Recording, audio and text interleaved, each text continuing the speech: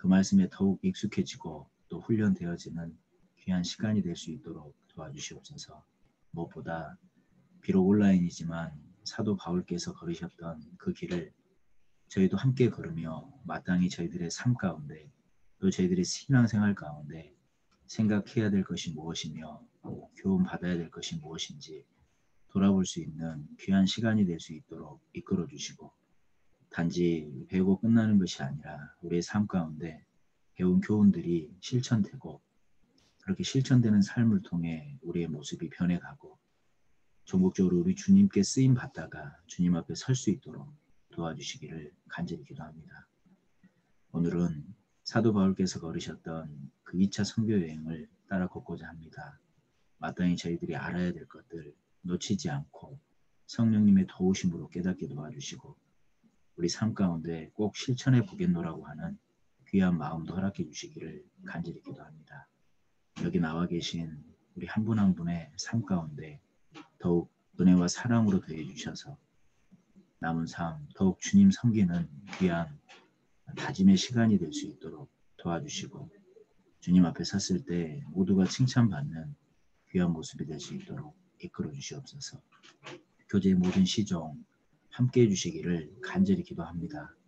모든 기도 저희를 사랑하시는 우리 주 예수님의 이름으로 감사하며 기도드렸습니다. 아멘. 우리 디모데전서 3장 15절 말씀을 찾겠습니다. 디모데전서 3장 15절입니다. 디모데전서 3장 15절 말씀 우리 찾으셨으면 같이 읽도록 하겠습니다. 만일 내가 지체하면 너로 하나님의 집에서 어떻게 행하여야 할 것을 알게 하려 함이니, 이 집은 살아계신 하나님의 교회요 진리의 기둥과 터이니라. 네. 우리 잘 아시는 것처럼 하나님의 집, 교회라고 말씀을 하십니다. 그러니까 그러한 교회가 진리의 터라고 말씀하시잖아요. 우리 그 예전에 뭐 지금도 마찬가지지만 이 대학교 거의 이렇게 표현할 때 진리의 전당이다 이렇게 얘기하잖아요. 대학을. 그죠? 근데 실제로 진리의 전당은 교회입니다. 마땅히 우리가 진리를 배워가고 알아가는 곳이 교회라는 거예요. 그죠? 대학이 아니라. 하지만 우리도 대학 가운데 이제 앞으로 복음을 위해서 살아갈 많은 지혜들을 배우고 지식을 얻기 위해서 당연히 대학에서도 열심히 해야 되지만, 주님께서 말씀하시는 진리의 전당, 또 삶 가운데 답, 인생의 모든 것들이 사실은 교회에 있어요. 그러니까 구원받지 못한 사람들이 마땅히 인생의 목적을 모르고 살잖아요. 그냥 눈에 보이는 것이 전부인 줄 알고, 그냥 그게 재물과 명예를 얻으면 꽤나 괜찮은 삶일 줄 알고. 그런데 정말 그게 괜찮다고 하면 죽음이 임박했을 때 그러한 삶을 살았던 사람들은 만족하는 삶이었다 얘기해야 되는데, 그러지 않는 것을 우리가 너무나도 많이 확인을 하지 않습니까? 인생의 목적은 단지 재물이 아니에요. 인생의 목적은 단지 명예가 절대 아닙니다. 인생의 목적은 성경에 나와 있는 것처럼 영생입니다. 하나님께서 우리에게 이 7, 80의 인생을 허락하신 이유는 영생 얻고 남은 삶 가운데도 우리가 이 깨달은 사랑을 전하며 살다가 주님 앞에 칭찬받는 모습으로 서길 원하는 거예요. 내가 그러한 삶의 목적을 계속해서 배워가고 내 마음속에 확신을 갖는 곳이 어디예요? 대학이 아니잖아요. 교회잖아요. 교회. 교회 안에서 내가 구원을 받았고 그 이후에도 교회 안에서 마땅히 내가 어떠한 삶의 모습으로 살아야 될지 하나님은 교훈하시는 겁니다. 그리고 그러한 삶을 살다가 결국 주님 다시 오시거나 나도 이제 개인적으로 죽음을 건너갈 텐데, 그랬을 때 하나님이 영광으로 주시겠다. 이것이 성경이 우리에게 말씀하시는 진리잖아요. 그래서 어찌하든지 구원받은 그리스도인이 진리라는 이 전당, 교회 가운데 있을 때 마땅히 살아가는 의미를 발견하고 어떻게 살아야 되는지에 대한 지혜도 알아가고 그리고 확신도 얻어간다라는 겁니다. 그래서 우리가 이제 또 오늘 2차 선교여행을 이렇게 하나하나 따라갈 텐데, 참 2차 선교여행을 제가 공부하고 준비하면서 가장 큰 복을 받는 사람은 나다라는 생각이 들어요. 그래서 우리 형제 자매님들께서도 그런 걸음걸음을 걸으면서 하나님께서 우리에게 원하시는, 나에게 원하시는 모습이 뭘까?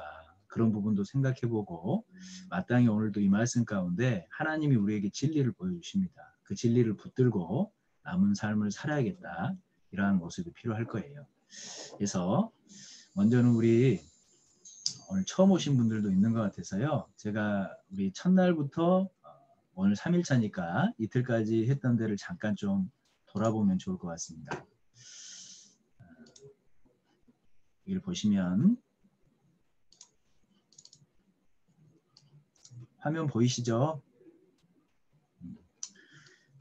제가 이거를 배웠어요. 이렇게 찍어서 선으로 긋는 것을. 제가 아날로그 세대라 이런 걸 잘 못했는데요. 이거 하면서 참 많은 걸 배우게 됩니다. 어쨌든 보시면 우리가 첫날 그 이스라엘 성지순례에 대해서 배웠는데 벤구리온 광항에 도착을 했잖아요. 그래서 그 비용도 알아봤고, 그리고 요바에 가서 요바에 있는 그 베드로가 머물렀다고 하는 그 피옥공 시몬의 집도 확인을 했습니다. 그리고 요바에서 쭉 올라가면 우리 이곳이 가이사랴. 가이사랴는 사도 바울께서 로마로 압송되어 갈 때 2년 동안 머물렀던 곳이기도 하고, 우리 기억하시겠지만 고넬료가 환상을 봤던, 그래서 요바를 청해서 구원받았던 지역이기도 하죠. 그리고 가이사랴에서 무기또로 가봤습니다. 우리 무기또는 마지막 전쟁터라고 그랬잖아요. 에스겔 38장에도 또 계시록에도 마지막 전쟁터로 소개되어 있는 지역입니다. 무기또, 아마겟돈이라고 하죠. 그리고 그 윗지역이 갈멜산입니다. 갈멜산. 이 갈멜산이 그 엘리야 선지자가 바알 선지자 450인가 대결에서 승리했던 그곳입니다. 그리고 가나. 우리 그 가나하면 생각나는 사건이 뭐가 있죠? 예수님께서 물을 포도주로 바꾸신 첫 번째 이적을 행하셨던 곳입니다. 그곳이 가나예요. 이 지역이죠. 그리고 단으로 올라갔었죠. 단. 우리 단이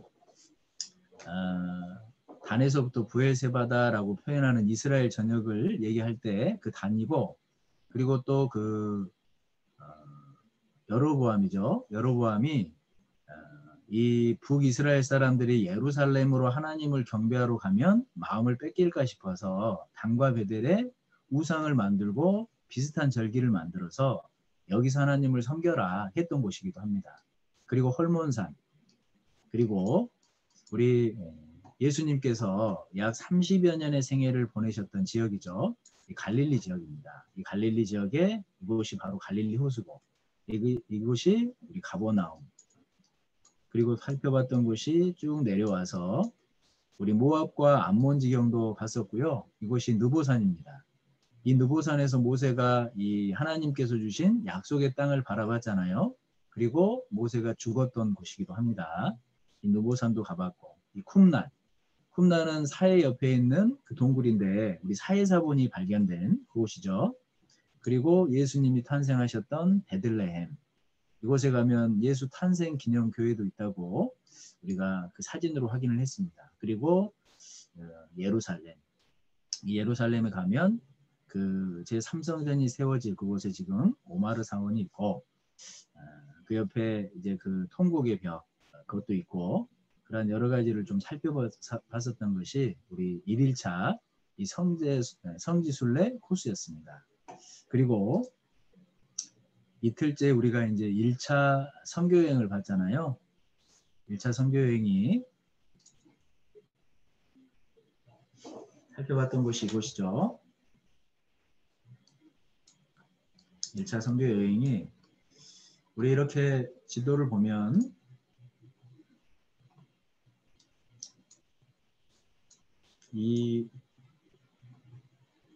이곳이 이스라엘 지역이잖아요. 그리고 위로 올라가면 이 지역이 수리아 지역입니다. 이 수리아 지역에 안디옥, 이곳에서 이제 교회가 세워져서 바나바와 바울이 이곳을 중심으로 이렇게 1차 선교여행을 떠나지 않습니까?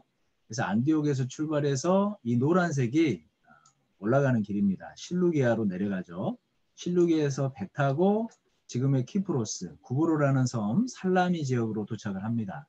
그래서 이 섬을 통과해서 바보라는 지역에 가잖아요. 그래서 우리가 바보하면 생각해 봐야 될 게 뭐가 있다고 그랬죠? 여기서부터 사울이라고 불렸던 바울의 이름이 이곳에서부터 바울이라고 불리잖아요. 그래서 이 바울이 정말 주님을 위한 바보가 되기로 작정했던 곳이다라고 같이 이렇게 나눠봤던 곳입니다. 서기오 바울이 말씀에 관심이 있어서 믿으려고 하는데 그 거짓 유대 선지자 그 바예수라는 사람이 그걸 반대하잖아요. 막는 그런 모습도 이곳에서 있었던 일입니다. 그리고 올라가서 버가. 우리 버가는 마가 요한이 돌아가 버렸던 그 지역이라고 우리가 배웠습니다. 그래서 그때 우리 꽁투도 봤는데 버가에서 올라가서 비시디아 안디옥 이 지역이 상당히 높은 지역이라고 합니다. 그러니까 쉬운 길이 아니었던 거예요. 이 비시디아 안디옥에서 사도 바울의 긴 이스라엘 역사를 통해서 예수 그리스도께서 메시아 되시는 그러한 언약의 성취를 하신 분이다. 그 설교를 또 우리가 돌아봤습니다. 그래서 이신칭의에 대해서도 좀 잠시 생각을 해봤었고 이 비시디아 안디옥에서 이고니온으로 지금의 코니아라고 하는 지역이에요. 이고니온에서 루스드라로, 루스드라에서 더베로, 더베에서 다시 루스드라, 이고니온, 비시디아 안디옥을 통해서 버가로 와서 버가에서 도를 전하고 아탈리아, 지금의 안탈리아라는 지역입니다. 이곳에서 이제 배편으로 안디옥까지 이렇게 이르렀던 여정이 1차 선교 여정이었어요. 1차 선교 여행.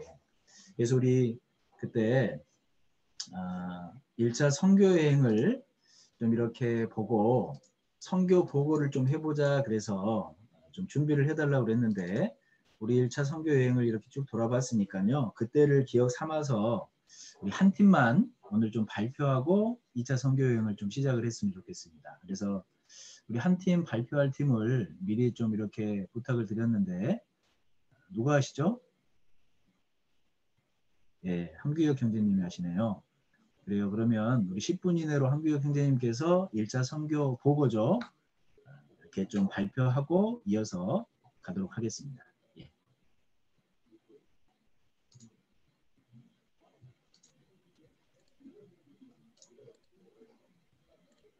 네, 혹시 보이실까요? 네, 안녕하십니까. 저희 형제 1팀 선교 보고 시작하도록 하겠습니다. 사실은 이제 제가 발표자가 아니었는데 방금 5분 전에 발표자가 돼버려가지고 지금 좀 많이 준비가 안 된 상황인데 좀 이렇게 사랑하는 마음으로 좀 이쁘게 봐주셨으면 너무 감사드리겠습니다. 네, 저희 선교 보고를 준비하면서 저희 형제 1조는 그 사도 바울의 관점에서 준비를 하게 됐습니다. 그래서 좀 많이 부족하지만 제가 사도 바울 역할로 선교 보고를 한번 진행해 보도록 하겠습니다. 네, 안녕하십니까. 네, 그럼 시작하겠습니다. 안녕하십니까, 형제자매님들. 선교 보고를 이제 우리 사랑하는 형제자매님들 앞에서 드릴 수 있어서 큰 영광으로 생각하고 있습니다. 저희 선교팀은 저 바울과 바나바, 누기오, 미나엔 그리고 저희 형제 1팀 1조 형제님들과 함께 선교 여행을 떠났는데요. 첫 번째 저희는 이런 식으로 선교 일정을 잡고 계획하고 1차 선교를 진행했습니다. 네, 일정이고요. 첫 번째는 저희는 이제 구브로 섬에서 전도를 하려고 실루기아로 이동하여 실루기아에서 배를 타게 됐습니다. 여기 선교팀이 타고 갔던 배가 있고요. 구브로 동쪽에 있는 살람이라는 도시에 도착하게 되어서 그곳에서 하나님 말씀을 선포했습니다. 살라미 섬에서 선교를 마치고 섬 가운데로 지나 바보라는 곳으로 이동을 하게 되는데요. 여기서 바예수라는 거짓 선지자를 만나게 됩니다. 그렇지만 하나님의 역사는 이에 굴복하지 않고 힘차게 퍼져나갔습니다. 그 가운데서 구브로 섬 총독 서기오 바울까지 하나님을 믿게 되었습니다. 살라미에 있는 유적들이고요. 그리고 저희는 비시디아 안디옥으로 이동해서 두 번째 선교 일정을 진행하였습니다. 때마침 안식일이라서 많은 사람들이 모여있는 회당에서 저 사도 바울이 설교를 진행하였습니다. 이스라엘 역사를 시작으로 예수님을 증거하였고 예수님의 희생과 부활에 대한 설교 그리고 그리스도를 힘입어 죄사함을 얻고 천국에 들어가는 복음의 핵심까지 모세의 율법과 비교하여 전하였는데요. 결과는 매우 성공적이었습니다. 저희 선교팀이 이 설교를 마치고 나가려고 하는데 갑자기 저희를 붙잡더니 다음 주 안식일에도 또 이렇게 설교를 해달라고 부탁을 하는 모습까지 볼 수 있었습니다. 그 이후에 많은 사람들이 구원을 받아 저와 바나바를 따르는 모습을 보였습니다. 그리고 약속대로 설교 이후 일주일이 지나고 다음 안식일이 되어서 저희 설교팀은 회당으로 이동하여 설교를 또 진행하였습니다. 온 성이 거의 다 모여 저희 선교팀을 기다리고 있었는데요. 그 모습을 본 유대인들이 질투가 났는지 저희 선교팀을 비방하고 방해하였습니다. 그때 이제 방해했던 유대인들인데요.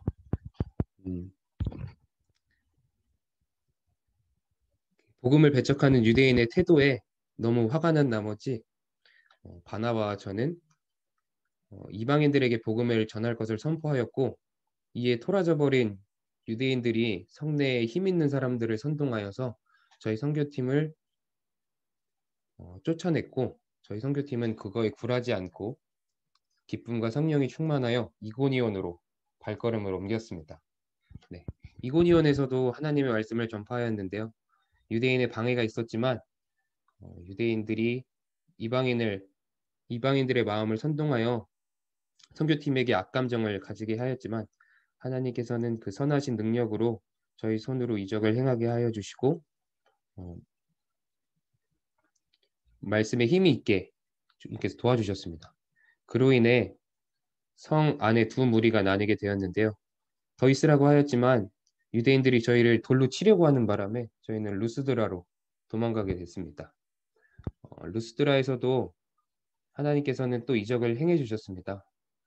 한 번도 걷지 못한 앉은뱅이를 걷게 하셨고 또한 걷자마자 뛰어다니는 바람에 온 성에 그 소식이 알려지게 되어서 저와 바나바를 신으로 여겨서 꽃다발을 갑자기 주는 겁니다. 저희는 이제 하나님을 모르는 그 사람들에게 우리가 신이 아니라 참 신인 하나님에 대해서 전도를 하였음에도 유대인들은 또 쫓아와서 이번에는 제가 돌에 맞게 되었습니다. 하지만 너무 아팠지만 제게 맡겨주신 복음의 사명이 끝나지 않았기에 하나님께서는 회복시켜 주신과 동시에 셋째 하늘을 보여주셨습니다. 여기에 대한 간증은 다음에 자세히 하도록 하겠습니다. 그 후에 저희 선교팀은 다시 루스드라로 이동해서 복음을 전할 수 있었습니다. 그리고 그 다음 날 저희는 더베로 가서 복음을 전했는데요. 많은 사람들이 여기서도 회심을 할 수 있었습니다. 그 후 저희는 루스드라, 이고니온, 그리고 비시디 안디옥에 이르러 전도한 영혼들을 더욱 교제하여 믿음을 굳세게 하였고 그 후 버가에서 다시 집회를 열고 마지막으로 아탈리아라는 곳으로 내려가서 배를 타고 안디옥에 도착했습니다. 지금까지 모든 전도 가운데 하나님께서는 함께해 주셨고 비록 너무나 힘들고 핍박이 넘쳤지만 그 가운데 많은 영혼들이 주님께 인도되었습니다. 조금의 정비 기간을 가진 후에 다시 2차 선교 여행을 떠나려고 합니다. 형제자매들께서 많은 기도를 해주시면 감사드리도록 하겠습니다. 네, 이상입니다.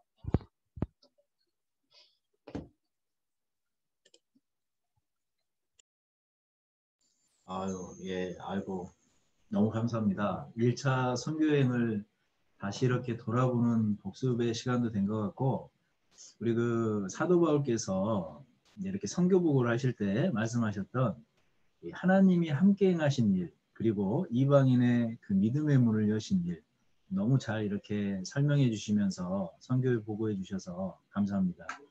1차 선교여행을 지난주에 갔다 왔는데 마치 좀 전에 다시 한 바퀴 돈 것처럼 기억이 생생하네요.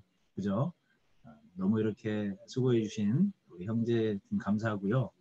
다음 우리 2차 선교 보고는 우리 자매팀에서 한번 좀 해주시면 좋을 것 같아요. 자매팀 한 팀이 이렇게 해주시면 좋을 것 같습니다. 그래서 오늘은 이제 1차 선교를 마치고 돌아와서 2차 선교를 가는데 2차 선교 전에 우리 사도행전 15장 내용을 잠시 살펴보고 2차 선교 여행을 가면 좋겠습니다.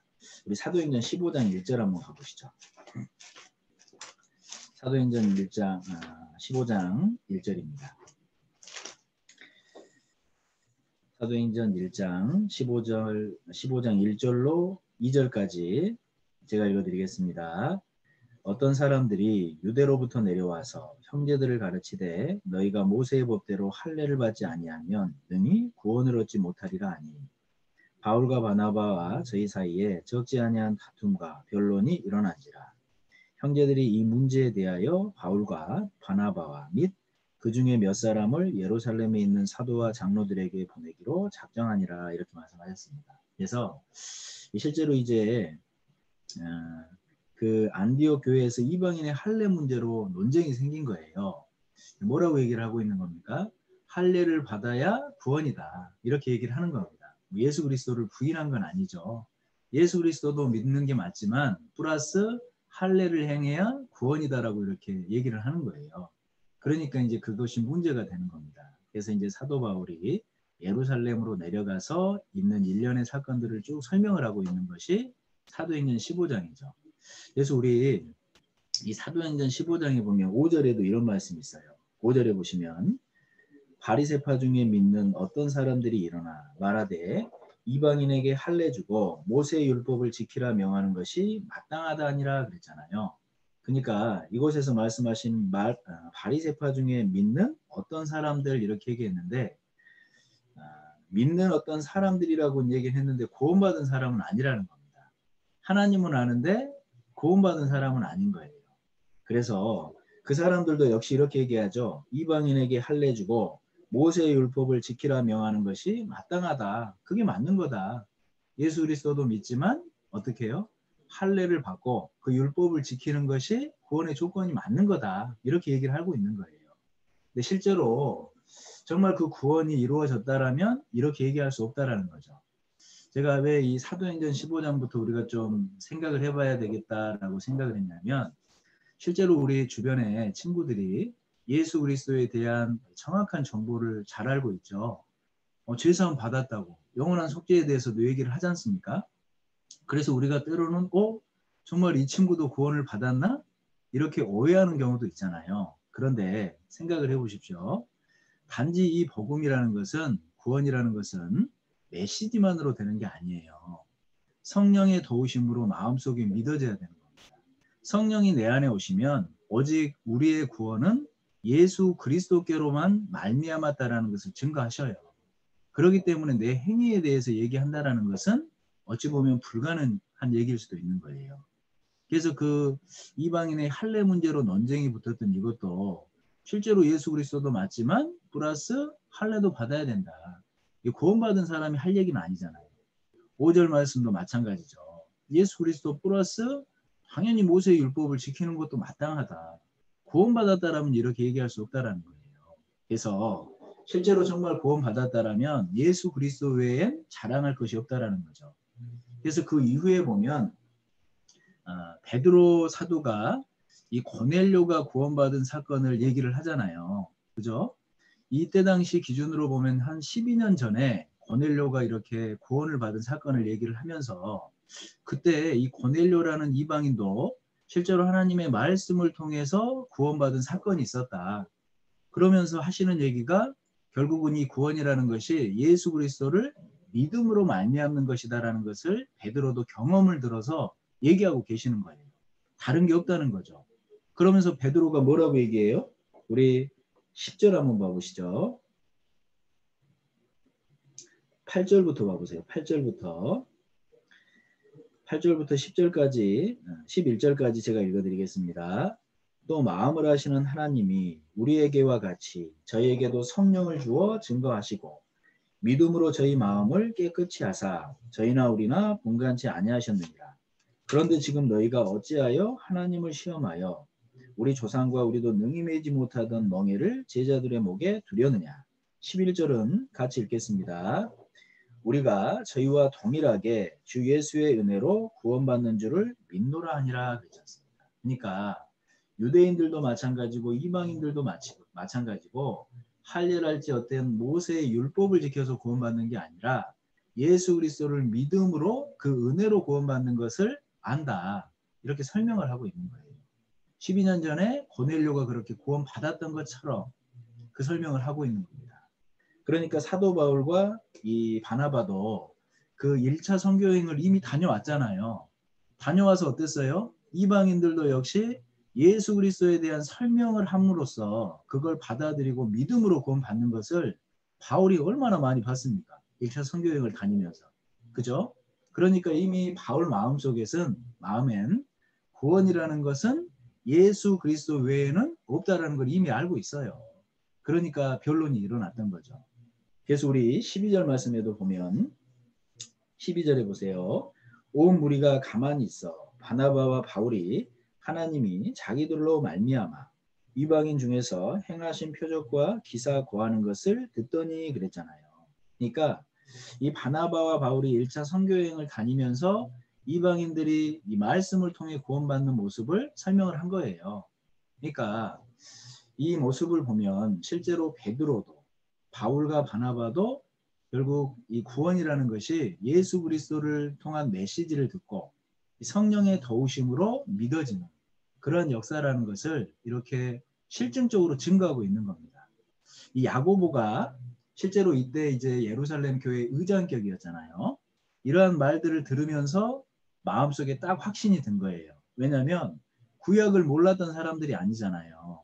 구약이 무엇을 말씀하십니까? 구약은 결국은 예수 그리스도께서 오셔서 온 세상 사람들이 구원받을 것을 미리 예언하고 있는 것이 구약이에요. 그래서 우리 15장 15절 말씀 봐보세요. 15절부터 18절까지 제가 또 읽어드리겠습니다. 선지자들의 말씀이 이와 합하도다. 기록된 바 이후에 내가 돌아와서 다윗의 무너진 장막을 다시 지으며 또 그 퇴락한 것을 다시 지어 일으키리니 이는 그 남은 사람들과 내 이름으로 일컬음을 받는 모든 이방인들로 주를 찾게 하려 함이라 하셨으니 즉 예로부터 이것을 알게 하시는 주의 말씀이라 함과 같으니라 그러셨어요. 그러니까 실제로 야고보가 어떤 말씀을 하고 있는 겁니까? 구약은 오실 예수 그리스도, 예수 그리스도를 통해서 땅끝까지 온 이방인들까지 구원 받을 것을 구약은 이미 예언하셨고 이 베드로와 사도 바울이 그 일을 했다는 게 아니라 그러한 하나님의 말씀을 확증한 증거가 베드로가 고넬료를 구원한 사건 그리고 사도 바울과 바나바가 1차 선교여행 때 많은 이방인들을 말씀을 통해 구원받게 한 사건 그것이 확증적인 증거가 됐다라는 겁니다. 그래서 우리 야고보 이 말씀이 실제로는 이 아모스 9장 말씀이거든요. 한번 가볼까요? 아모스 9장 말씀을 설명을 하고 있는 거예요. 아모스 9장입니다.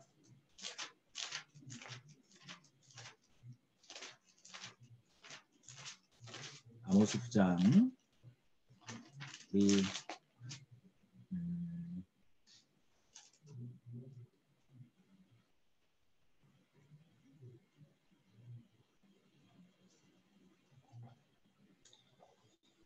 11절과 12절 말씀 제가 읽어드리겠습니다. 그날에 내가 다윗의 무너진 청막을 일으키고 그 틈을 막으며 그 퇴락한 것을 일으켜서 옛적과 같이 세우고 저희로 에돔의 남은 자와 내 이름으로 일컫는 만국을 기업으로 얻게 하리라. 이는 이를 행하시는 여호와의 말씀이니라 그랬지 않습니까? 그러니까 이 아모스 9장 11절 12절 말씀을 인용해서 야고보가 실제로 이방인들이 말씀을 통해 구원받는 역사가 결국은 구약의 예언의 말씀을 통해 이루어진 내용이다라는 걸 설명을 하고 있는 거예요. 그래서 우리 11절 말씀에 그날에 우리 그 사도행전에 보면 그날에가 이후에로 이렇게 이제 바뀌어서 표현이 되긴 합니다.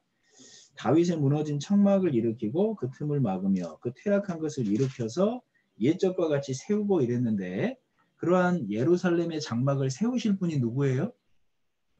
예수 그리스도셔요. 그 예수 그리스도를 들어 설명하시면서 결국은 회복하실 걸 얘기하시고 그걸 통해서 많은 이방인들이 예수 그리스도를 믿음으로 구원받을 것을 구약은 설명하고 있었다. 그것이 이 하나님의 말씀이다. 그 얘기를 하고 있는 겁니다. 그래서 우리 구약 성경에 보면 예수 그리스도로 말미암아 그 빛이 온 이방에 펼쳐질 것은 이미 여러 군데의 말씀을 통해서 우리에게 알려주시는 진리거든요. 우리 그 말씀 몇 구절 한번 찾아볼까요? 시편 50편 한번 가보시죠. 하나님은 모든 사람이 구원을 받기를 원하십니다. 그것은 구약의 이 예언의 말씀들을 보면 충분히 우리가 알 수 있죠. 시편 50편 1절 말씀 보시죠. 시편 50편 1절입니다. 우리 이 말씀 같이 한번 읽어볼까요? 전능하신 자 하나님 여호와께서 말씀하사 해 돋는 데서부터 지는 데까지 세상을 부르셨도다. 실제로 하나님은 예수 그리스도를 세우시고 온 땅 끝까지 이 지혜이신 예수님을 높이 들리시고 세상을 부르신 거예요. 그래서 그 사실을 받아들이고 이 마음으로 믿는 사람은 구원이고 그 사실을 배척한 사람은 진노와 심판을 받는다는 것이 이 진리의 말씀이지 않습니까? 그래서 우리는 그러한 사실을 받아들이고 지금 교회 가운데 있는 사람들이라는 겁니다. 또 하나 볼까요? 시편 2편도 이런 말씀 있죠. 죄송합니다. 이사야 2편 2장 이사야 2장 이사야 2장 2절입니다. 이사야 2장 2절 말씀 3절까지 역시 제가 읽어드리겠습니다. 말일에 여호와의 전에 산이 모든 산 꼭대기에 굳게 설 것이요 모든 작은 산 위에 뛰어나리니 만방이 그리로 모여들 것이라. 많은 백성이 가며 이르기를 오라 우리가 여호와의 산에 오르며 야곱의 하나님의 전에 이르자. 그가 그도로 우리에게 가르치실 것이라. 우리가 그 길로 행하리라 하리니 이는 율법이 시온에서부터 나올 것이요 여호와의 말씀이 예루살렘에서부터 나올 것입니다. 이렇게 말씀하셨잖아요. 그러니까 이 2장 3절 말씀에 오라 이 얘기는 실제로는 이방인들에게 하시는 말씀인 겁니다. 그래서 실제로 예루살렘 중심으로 이 복음은 전해졌고 온 이방 가운데 전해질 것을 사실은 이 구약 말씀이 계속해서 증거하고 있는 겁니다. 좀 더 명확한 말씀이 이사야 49장에 있죠. 이사야 49장 6절도 보시죠. 이사야 49장 6절과 7절 말씀을 6절 말씀만 우리 같이 한번 읽어보죠. 이사야 49장 6절입니다. 그가 가라사대 네가 나의 종이 되어 야곱의 지파들을 일으키며 이스라엘 중에 보존된 자를 돌아오게 할 것은 오히려 경한이리라. 내가 또 너로 이방의 빛을 삼아 나의 구원을 베풀어서 땅 끝까지 이르게 하리라 그러셨지 않습니까? 그러니까 실제로 이 이스라엘을 회복시킨 건 경한일이다. 정말 하나님 보시기에 너무나도 귀하고 가치 있는 일은 뭡니까? 예수 그리스도를 통해서 온 이방인들에게 빛이 돼서 믿는 사람들이 돌아오게 하는 일처럼 중요한 일이 없다라는 거예요. 실제로 이사야 49장 6절 말씀은 예수 그리스도를 통해서 온 이방인들이 마음만 있다면 돌아올 수 있도록 하겠다라는 것을 예언하고 계시는 겁니다. 그래서 이러한 말씀들을 근거로 봤을 때 야고보의 결론이 뭡니까? 이렇게 베드로를 통해서 사도 바울 바나바를 통해서 이방인들이 구원받는 것은 이미 하나님이 작정하신 예언의 말씀이었다. 실제로 그것을 이루신 거였다. 그러니까 더는 이방인들을 이 유대인들의 할례 문제, 이 유대인들의 율법으로 괴롭게 하지는 않아야 된다. 이것이 결론이에요. 그러면서 네 가지는 지켜야 된다 얘기하시잖아요. 기억하십니까? 네 가지. 우상에게 바친 제물은 안 돼요. 그렇죠? 구원받은 이방인들에게 이 정도는 지켜야 된다 얘기하시는 거예요. 두 번째는 목매어 죽인 것. 그리고 피. 네 번째는 음행. 이건 우리가 좀 기억을 해야 됩니다. 이걸 스스로 삼가면 뭐라고 그러셨어요? 잘 되리라 그러셨어요. 그러니까 실제로 우리가 모세의 율법, 이 율법이 완전히 폐해졌다라기보다는 그 율법 아래 있는 사람들은 이제 우리가 아니잖아요. 우리는 그리스도의 법 아래 있는 사람들이 된 건데 그럼에도 불구하고 우리가 주의 깊게 생각해야 될 그 율법의 네 가지가 우상의 제물은 안 되는 거예요. 그렇죠? 왜 우상의 제물이 안 됩니까? 사실 하나님은 한 분뿐이다라는 거 우리가 너무 잘 알아요. 그러니까 사실 우상의 제물이라는 게 큰 의미가 있는 건 아닙니다. 그런데 고린도전서에 보면 그게 왜 문제가 되냐? 정말 형제자매를 사랑한다라면 그러한 부분을 지켜야 된다는 거예요. 왜요? 야, 나는 우상이라는 거 상관없으니까 그냥 우상 제물이어도 먹어도 돼. 그런데 믿음이 연약한 사람들이 그런 나의 모습을 보면 어때요? 양심이 더러워져 버린다는 거예요. 그러니까 나 때문에가 아니라 그 형제자매들의 신앙을 위해서 우상의 제물 먹는 걸 삼가야 된다는 거예요. 그것의 근거가 뭡니까? 사랑이에요. 사랑. 지식이 아니라 사랑이라는 거예요.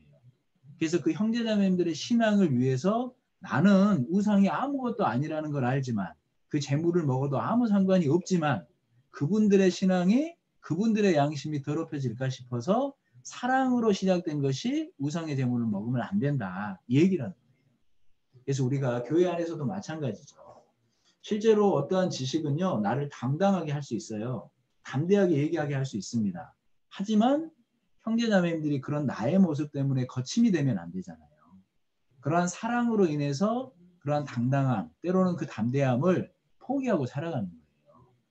내가 말씀이 이러니까 나는 담대해, 당당해. 그러면서 아무렇지 않게 교회에서 생활한다고 생각해 보십시오. 그 모습 때문에 누군가가 거쳐요. 그러면 하나님은 서로 사랑하라는 그 말씀을 내가 패하고 사는 거예요. 그렇기 때문에 실제로 교회 안에서 사랑이라는 것이 얼마나 귀한 것인지 우리가 교훈받아 볼 수 있는 말씀이 우상의 재물은 삼가라. 그것이 정말 사랑이 있는 사람이 행하면서 살아갈 수 있는 모습이라는 겁니다. 그리고 두 번째는 목매어 죽인 것은 안 된다 그랬잖아요. 그리고 세 번째가 피도 안 된다 그랬잖아요. 목매어 죽인 것이나 피나 같은 얘기인 겁니다. 왜냐하면 이 동물이 목매어 딱 죽으면 피가 안 빠진 상태잖아요. 그 상태로 그 짐승을 먹으면 피를 먹는 거랑 똑같은 거예요. 그러니까 목매어 죽인 것이나 피나 똑같다는 얘기예요. 그래서 우리 형제자매님들 간혹 그런 질문하죠. 순대 먹어도 돼요? 안 돼요? 그죠? 순대 먹으면 안 돼요. 그죠? 아, 그럼 스테이크는요? 스테이크는 먹어도 돼요. 여기서 말씀하시는 피는요. 고의적인 걸 얘기하는 거예요. 고의적인 걸. 맛을 위해서 고의적으로 넣는 걸 얘기하시는 것이지. 아니 뭐 고기 아무리 구워보세요. 거기 100% 피가 제거됩니까? 안 돼요. 그럼 우린 고기 먹으면 안 돼요? 그게 아니잖아요. 고의적으로 넣은 그러한 피를 얘기를 하는 거예요. 그래서 가급적이면 순대는 안 먹으면 좋아요. 왜냐하면 사도행전 15장 말씀에 안 먹으면 스스로 잘 된다고 그러셨잖아요. 뭘 굳이 먹으려고 그래요. 먹을 것도 많은데. 그죠? 그래서 이 사도행전 15장 말씀을 근거로 순대는 먹지 마셔요. 저도 정말 순대 좋아했거든요. 구원받기 전까지는. 근데 구원받은 이후에 이 말씀 듣고 순대 안 먹습니다. 뭐 굳이 그걸 먹으려고 그래요. 그죠? 그래서 그러한 부분을 명확히 좀 이해를 하시면 좋을 것 같고, 그리고 하나님이 하지 말라는 것이 음행이잖아요. 그렇죠? 음행은 생각지도 하면 안 돼요. 사실 하나님 앞에 음행은 내 신앙을 버리는 이유가 뭐냐면 내 몸을 버리는 거기 때문에. 그래서 하나님은 그러한 음행은 생각지도 말라고 되어 있는 겁니다. 얼마나 지저분한 건데요. 얼마나 하나님이 물란하게 보시는 건데요. 그래서 내 마음속에 그런 생각이 들더라도 정말 얼른 지워버리는 게 지혜예요. 그래서 하나님께서 이러한 사도행전 15장 말씀을 통해서 우리에게 교훈하시는 것이 있지 않습니까? 이 우리가 받은 이 구원이 얼마나 명확한 것인지 이 사도행전 15장을 통해서 알 수도 있고, 그리고 하나님이 정말 그리스도인이 마땅히 어떠한 모습으로 살아가야 될지에 대한 교훈도 그 네 가지의 모습을 통해서 알려주고 계시는 겁니다. 그래서 제가 서두에 말씀드렸던 이 우리가 학교에서 만나는 친구들이 때로는 예수 그리스도에 대해서 얘기를 해도 헷갈리지 않아도 될 것은 뭐냐면 이걸 좀 명확하게 생각을 하셔야 돼요. 구원이라는 것은 메시지만으로 되는 게 아니에요. 구원이라는 것은 메시지와 성령, 하나님의 능력으로 믿게 도와주셔야지 가능한 얘기인 겁니다. 우리 잠언 1장 한번 가보세요. 잠언 1장에 이렇게 표현하시잖아요. 우리 잠언 1장 20절 먼저 봐보시겠습니까? 잠언 1장 20절에 지혜가 길거리에서 부르며 광장에서 소리를 높이며 그랬잖아요. 우리 잠언 말씀의 지혜는 예수 그리스도를 말씀하셔요. 예수 그리스도는 모든 사람을 위해서 소리치십니다. 믿으라 말씀하시잖아요. 어떤 사람들에게요? 죄인들에게. 22절에 보면 너희 어리석은 자들은 어리석음을 좋아하며 거만한 자들은 거만을 기뻐하며 미련한 자들은 지식을 미워하니 어느 때까지 하겠느냐 그랬잖아요. 실제로 이게 모든 사람, 죄인의 모습이잖아요. 그러한 죄인들을 이 예수님은 부르고 계시는 겁니다. 외치시는 거예요. 그런데 23절에 뭐라고 그러십니까? 나의 책망을 듣고 돌이키라. 보라, 내가 나의 신을 너희에게 부어주며 나의 말을 너희에게 보이리라 그러셨잖아요. 그러니까 나의 말과 나의 신으로 되는 것이 구원이라는 거예요. 메시지도 필요하죠. 예수 그리스도의 정확한 메시지를 내가 알고 듣는 것도 필요하지 않습니까? 그런데 메시지만으로 되는 게 아니라는 거예요. 성령의 도우심으로 내 마음속에 믿어지는 것이 구원인 겁니다. 그러니까요. 단지 머리로만 예수 그리스도를 안다고 삶이 바뀔 수 없어요. 하나님이 정말 내 마음속에 믿어져서 정말 그러한 감사함이 올라오고 예수님을 내가 사랑하는 삶이 됐을 때 변화하는 삶을 살아요. 교회 가운데 공급받고 산다. 그래서 실제로 우리가 알고 있는 이 구원이라는 것은 메시지와 성령의 도우심으로 되는 겁니다. 단지 입으로 예수 그리스도를 얘기한다고 해서 구원이 아니라는 거예요. 그러니까 어떻습니까?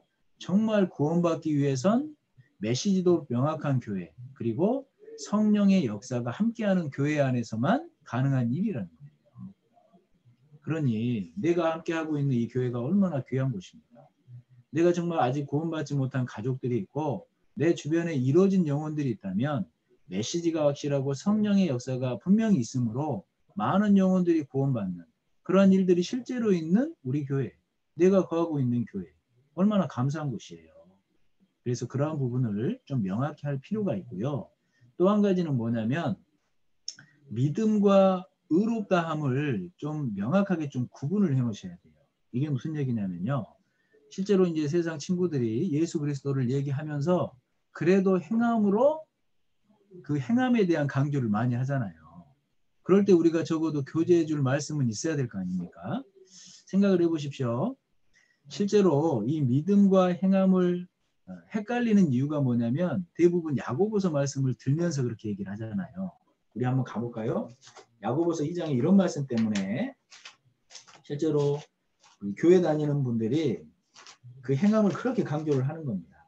야고보서 2장에 24절 한번 보시죠. 24절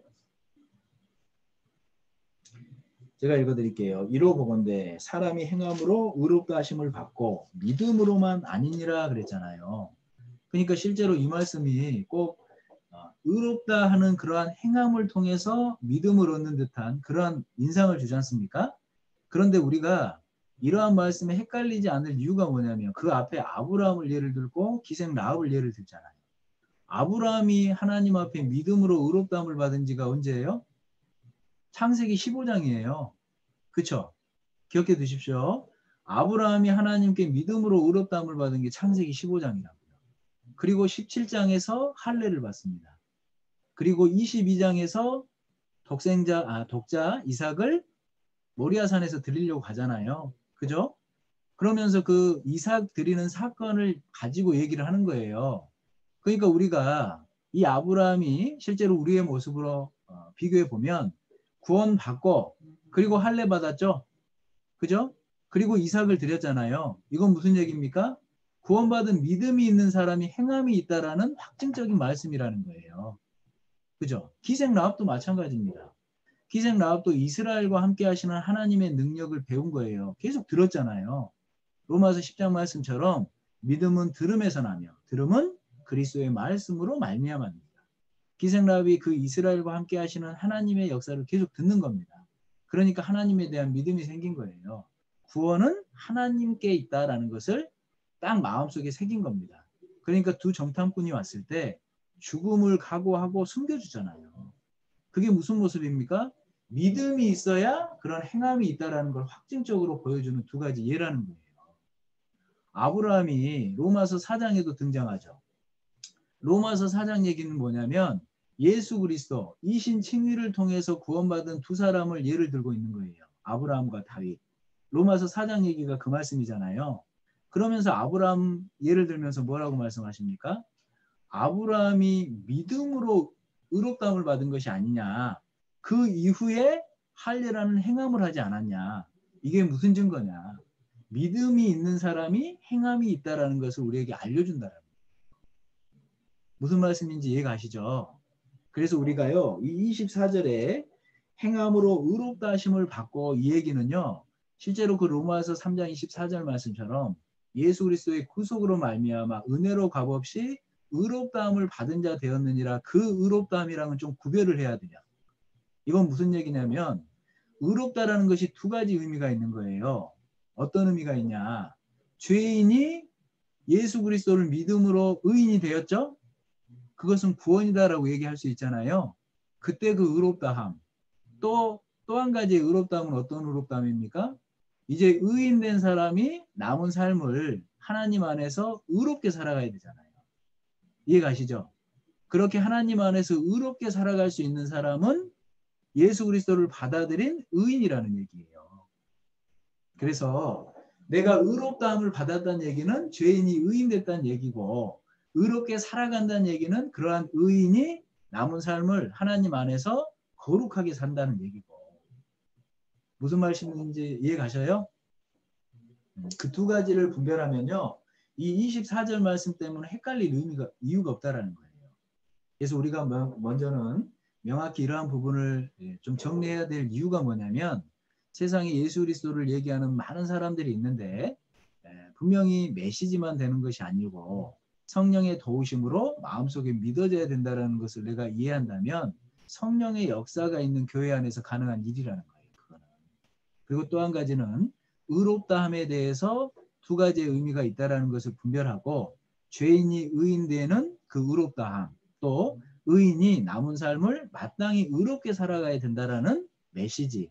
이 부분을 정확히 좀 구별하면 이 행함으로 믿음이 나타난다. 믿음이 온다. 이것이 얼마나 잘못된 얘기인지 우리가 명확하게 분별할 수 있지 않습니까?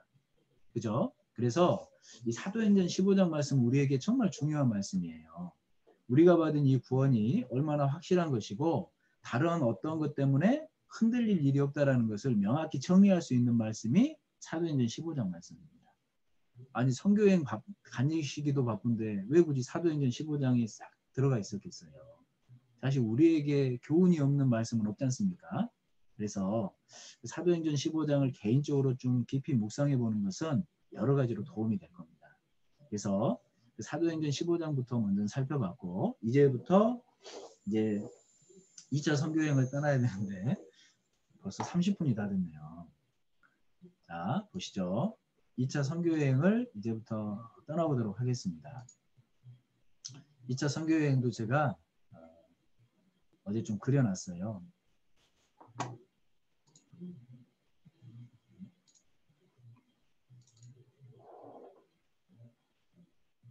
보시면 우리 2차 선교여행도 안디옥에서 시작하죠. 이제 안디옥은 머릿속으로 어떤 곳인지 딱 좀 어느 위치에 있는 곳인지 머릿속으로 좀 그려지셨죠? 그죠? 잠시만요.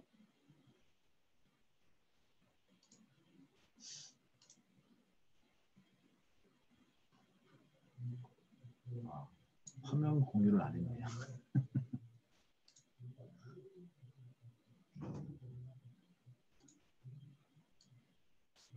화면 보이셔요?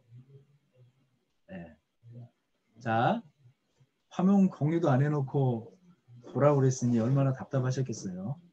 자, 이곳이 안디옥인데 이제 안디옥이 어딘지 우리가 잘 압니다. 이제 2차 선교여행을 딱 출발을 하는데 이 안디옥에서 딱 출발을 하는데요. 보면 사도행전 이제 15장부터 시작을 하잖아요. 가보실까요? 사도행전 15장.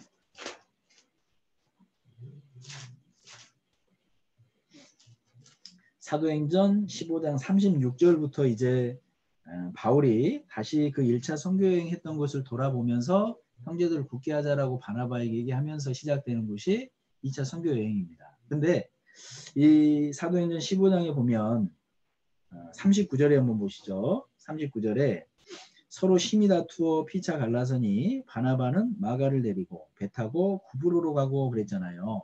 그러니까 이곳에서 이제 충돌이 일어난 겁니다. 근데 생각을 해보면 우리가 누가 잘못했다라고 생각할 수 있어요? 바나바가 잘못했다라는 걸 알 수 있어요. 왜냐하면 첫 번째로 이 하나님은 질서 가운데 일하시는 분인데 맨 처음에 이 바나바와 바울을 소개할 때는요. 바나바와 사울 이렇게 얘기를 하거든요. 근데 1차 선교행을 쭉 자세히 읽다 보면 순서가 바뀌어요. 바울과 바나바 이렇게 얘기를 합니다. 그러니까 하나님은 바울을 앞서 세우면서 이 하나님의 뜻을 펼쳐가는 거예요. 근데 바나바가 그걸 잠시 잊었던 겁니다. 그래서 그 질서를 사실은 잠시 잊었던 거고, 두 번째 그 질서가 하나님이 세워주셨다는 것은 우리 그 40절 말씀에 보면 40절에 바울은 신라를 택한 후에 형제들에게 주의 은혜에 부탁함을 받고 떠나 그랬잖아요. 실제로 하나님의 역사, 성령의 역사가 했던 곳은 바울이라는 것을 이 형제님들도 알았다는 거예요. 그러니까 그 주의 은혜에 부탁함을 받고 떠났다라고 말씀을 하시지 않습니까? 이것이 사실은 이 바울이 질서적으로 앞서서 하나님이 일해 가신다는 걸 확증해 주는 말씀이기도 하잖아요. 그리고 두 번째로는 바나바는 인종줄에 매였었어요. 마가가 조카잖아요. 그죠? 그런 인종줄에 매여서 마가를 데리고 가고자 했던 겁니다. 우리는 어떤 사람들입니까? 주님을 쫓는 데서 때로는 가족도 인종줄도 끊고 달려갈 수 있는 사람들이어야 된다고 말씀하시죠. 우리 갈라디아서 5장 한번 가보세요. 우리 사도행전은 잡아 놓으십시오. 갈라디아서 5장 24절 한번 보시죠. 갈라디아서 5장 24절. 우리 이 말씀 같이 한번 읽어보죠. 그리스도 예수의 사람들은 육체와 함께 그 정과 욕심을 십자가에 못 박았느니라 그러셨습니다. 그러니까 가족도 돌아보지 말고 인종도 전혀 돌아보지 마라 이 얘기가 아니잖아요. 때로는 주님의 뜻을 줬는데 그러한 모습이 필요할 때가 있다라는 거예요. 그게 가능한 사람들이 그리스도 예수 안에 있는 우리입니다. 그래서 바나바는 실제로 그런 인종줄 때문에 하나님의 뜻을 살피지 못하고 이 마가 요한을 데리고 구브로로 갔다라고 이렇게 얘기를 하잖아요. 그래서 그러한 모습, 그 인종줄에 매이는 모습도 결국은 잘못된 모습이었기 때문에 실제로 이 바울과 바나바가 다툰 그런 모습은 바나바가 옳은 모습은 아니었다라는 것을 우리가 알 수 있습니다. 그렇다고 바나바가 신앙을 버린 건 아니에요. 실제로 이렇게 구브로로 가서 실제로 전도하는 모습도 있었다라고 하지 않습니까? 그리고 마지막에 그 일을 끝까지 또 했기 때문에 이 바울의 서신서 가운데 바나바를 또 이렇게 안부를 묻고 칭찬하는 그런 모습도 있습니다. 그래서 실제로 우리가 이 사도행전 15장 이 36절 말씀부터 41절까지 보면 이 바울과 바나바의 이 충돌하는 모습을 통해서 하나님께서 교회 안에서 이 하나님의 뜻을 펼치실 때 질서가 얼마나 중요한지도 우리가 좀 교훈을 받아볼 수 있습니다. 그래서 이 화면을 보시면 이 안디옥에서 그렇게 이 바울은 신라를 택해서 출발을 합니다. 먼저는 수리아와 길리기아 지역을 돌아다녀 그랬잖아요. 그러니까 이 수리아의 수도가 다메섹이에요. 우리 다메섹 아시죠? 그러니까 이렇게 내려갔다는 얘기가 아니라 이 수리아 지경이 이 지경이라는 얘기입니다. 안디옥도 그렇고 실루기아도 그렇고 다메섹도 수리아 지경이거든요. 그러니까 이 지경이니까 이 안디옥에서 출발해서 아마 이렇게 움직여 갔다는 얘기일 거예요. 화살표 보이세요? 이렇게 내려갔다는 얘기가 아니라 이 지경을 표시하려고 다메섹을 표시한 거예요. 수리아 지경이 어딘지. 그래서 이 안디옥에서 출발해서 아마 이렇게 돌아가지 않았나 싶어요. 그리고 길르기아는 이 다소 지역, 바울의 고향이잖아요. 이 지역을 중심으로 한 조그마한 지역입니다. 그래서 이쪽으로 이렇게 돌아서 이 길르기아 지역으로 갔다라고 얘기를 하는 거예요. 그리고 더베와 루스드라, 이 1차 선교여행지잖아요. 이 더베와 루스드라로 이렇게 통해서 갔는데 우리 16장에 그걸 쭉 설명을 하시면서 이런 말씀도 있어요. 16장 1절 말씀을 한번 보십시오. 16장 1절 말씀. 바울이 더베와 루스드라에도 이름에 거기 디모데라는 제자가 있으니 그 모친은 믿는 유대 여자요 부친은 헬라인이라 그랬지 않습니까? 여기에 보면 바울이 더베와 루스드라의 이름에 이게 아니고요. 뭐라고 돼 있죠? 루스드라 에도 이름에 그랬죠? 그죠? 우리 그 아까 1차 선교 여행 보고할 때 루스드라는 사도 바울이 어떤 형편을 당했던 곳이에요? 돌에 맞아 죽은 것 같은 일을 당했던 곳이에요. 그죠? 그런데 2차 선교 여행 가운데 루스드라에도 간 겁니다. 이게 무슨 얘기겠습니까? 실제로 사도 바울이 그것을 기억함으로 두려웠다면 아마 루스드라는 피해갔을 수도 있었을 거예요. 그렇지 않아요? 죽을 뻔했던 곳이잖아요. 돌에 맞아서. 얼마나 겁이 났겠습니까? 그럼에도 불구하고 루스드라를 거친 겁니다. 그것은 사도 바울이 이 복음을 위해서 얼마나 담대함을 갖고 있었던 분인지 우리가 살펴볼 수 있다는 거예요. 26장 1절에 더베와 루스드라의 이름에가 아니라 루스드라에도 이름에 그랬잖아요. 이러한 말씀은 실제로 우리가 복음을 위해서 어떠한 담대함을 가지고 살아야 될지에 대한 교훈도 주신다는 겁니다. 그래서 결국 이 1차 선교 여행 때 돌에 맞아서 죽을 뻔한 이 루스드라 지역에 다시 들어간 거예요. 우리가 복음을 전하면서 때로는 이 친구들한테 한번 말씀 들어보자고 딱 그랬을 때 너무나도 냉랭하게 대하고 때로는 핍박도 받지 않습니까? 오해도 받고. 그럼 어때요? 다음에 복음 전하기가 쉬워요? 어려워요? 쉽지 않죠. 꺼려지잖아요. 그럴 때 이러한 바울의 마음을 우리가 좀 생각을 해보면 좋을 것 같아요. 정말 죽을 지경에 이르렀던 그곳에 담대함으로 다시 갔다. 루스드라에도. 그런 모습을 생각하므로 우리는 마땅히 복음을 진짜 전하려고 하면요. 핍박을 받습니다. 예레미야도 마찬가지였잖아요. 동족들을 위해서 하나님의 뜻을 전하지 않습니까? 그런데 매국노라는 소리를 듣고 얼마나 큰 핍박을 받았어요. 그럴 때 이 예레미야가 속으로 내가 진짜 안전하고 만다. 이러니까 마음이 편했습니까? 아니잖아요. 우리 예레미야 20장 한번 가보시죠. 예레미야 20장. 예레미야 20장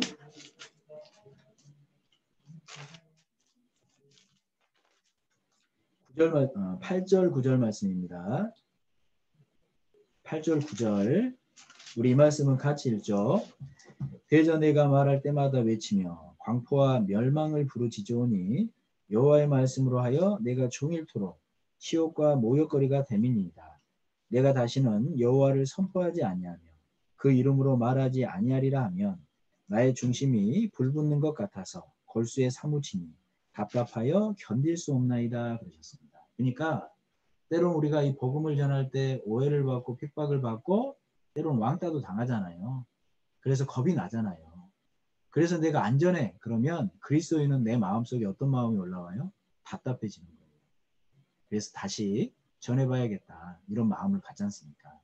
그래서 사도 바울의 그러한 담대한 모습을 우리가 좀 생각하므로 그런 복음을 전하는 데는 어려움이 있지만 그러한 담을 뛰어넘는 사람이 진짜 하나님을 의지하는 사람이에요. 우리 시편 말씀도 가보시죠. 그러니까 성경 가운데 이런 말씀들을 우리에게 주시는 이유 아니겠어요?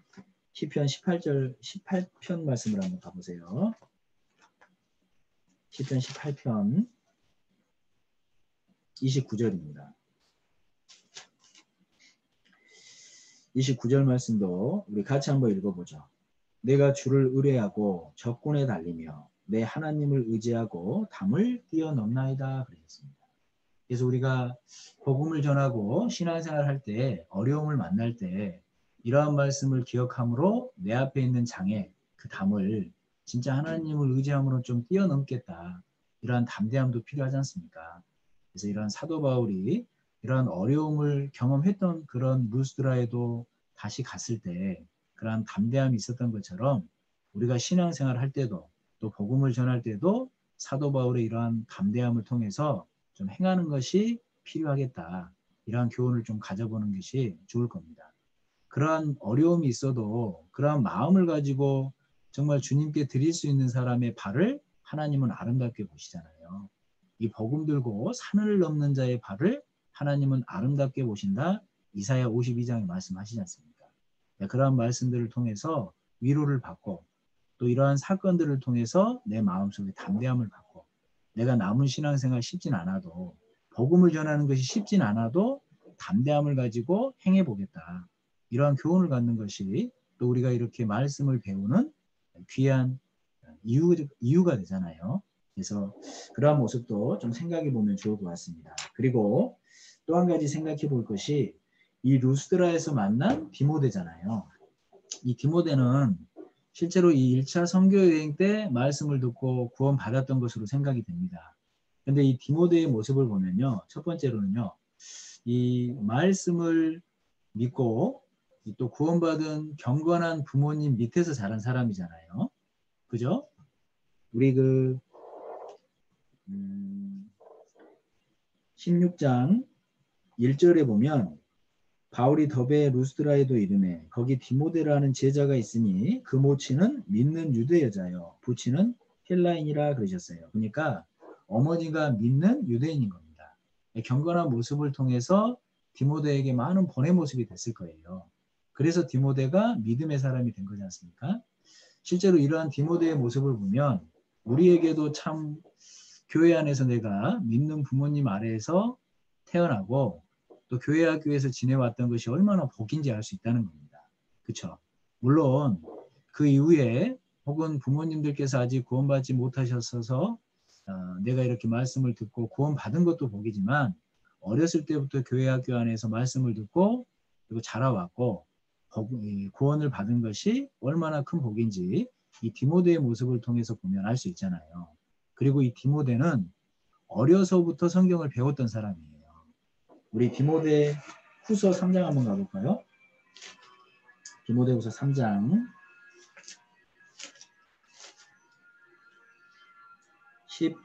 14절 말씀을 보시죠. 14절부터 17절까지 우리 말씀은 같이 한번 읽어보죠. 그러나 너는 배우고 확신한 일에 거하라. 내가 네게서 배운 것을 알며 또 네가 어려서부터 성경을 알았나니 성경은 능히 너로 하여금 그리스도 예수 안에 있는 믿음으로 말미암아 구원에 이르는 지혜가 있게 하느니라.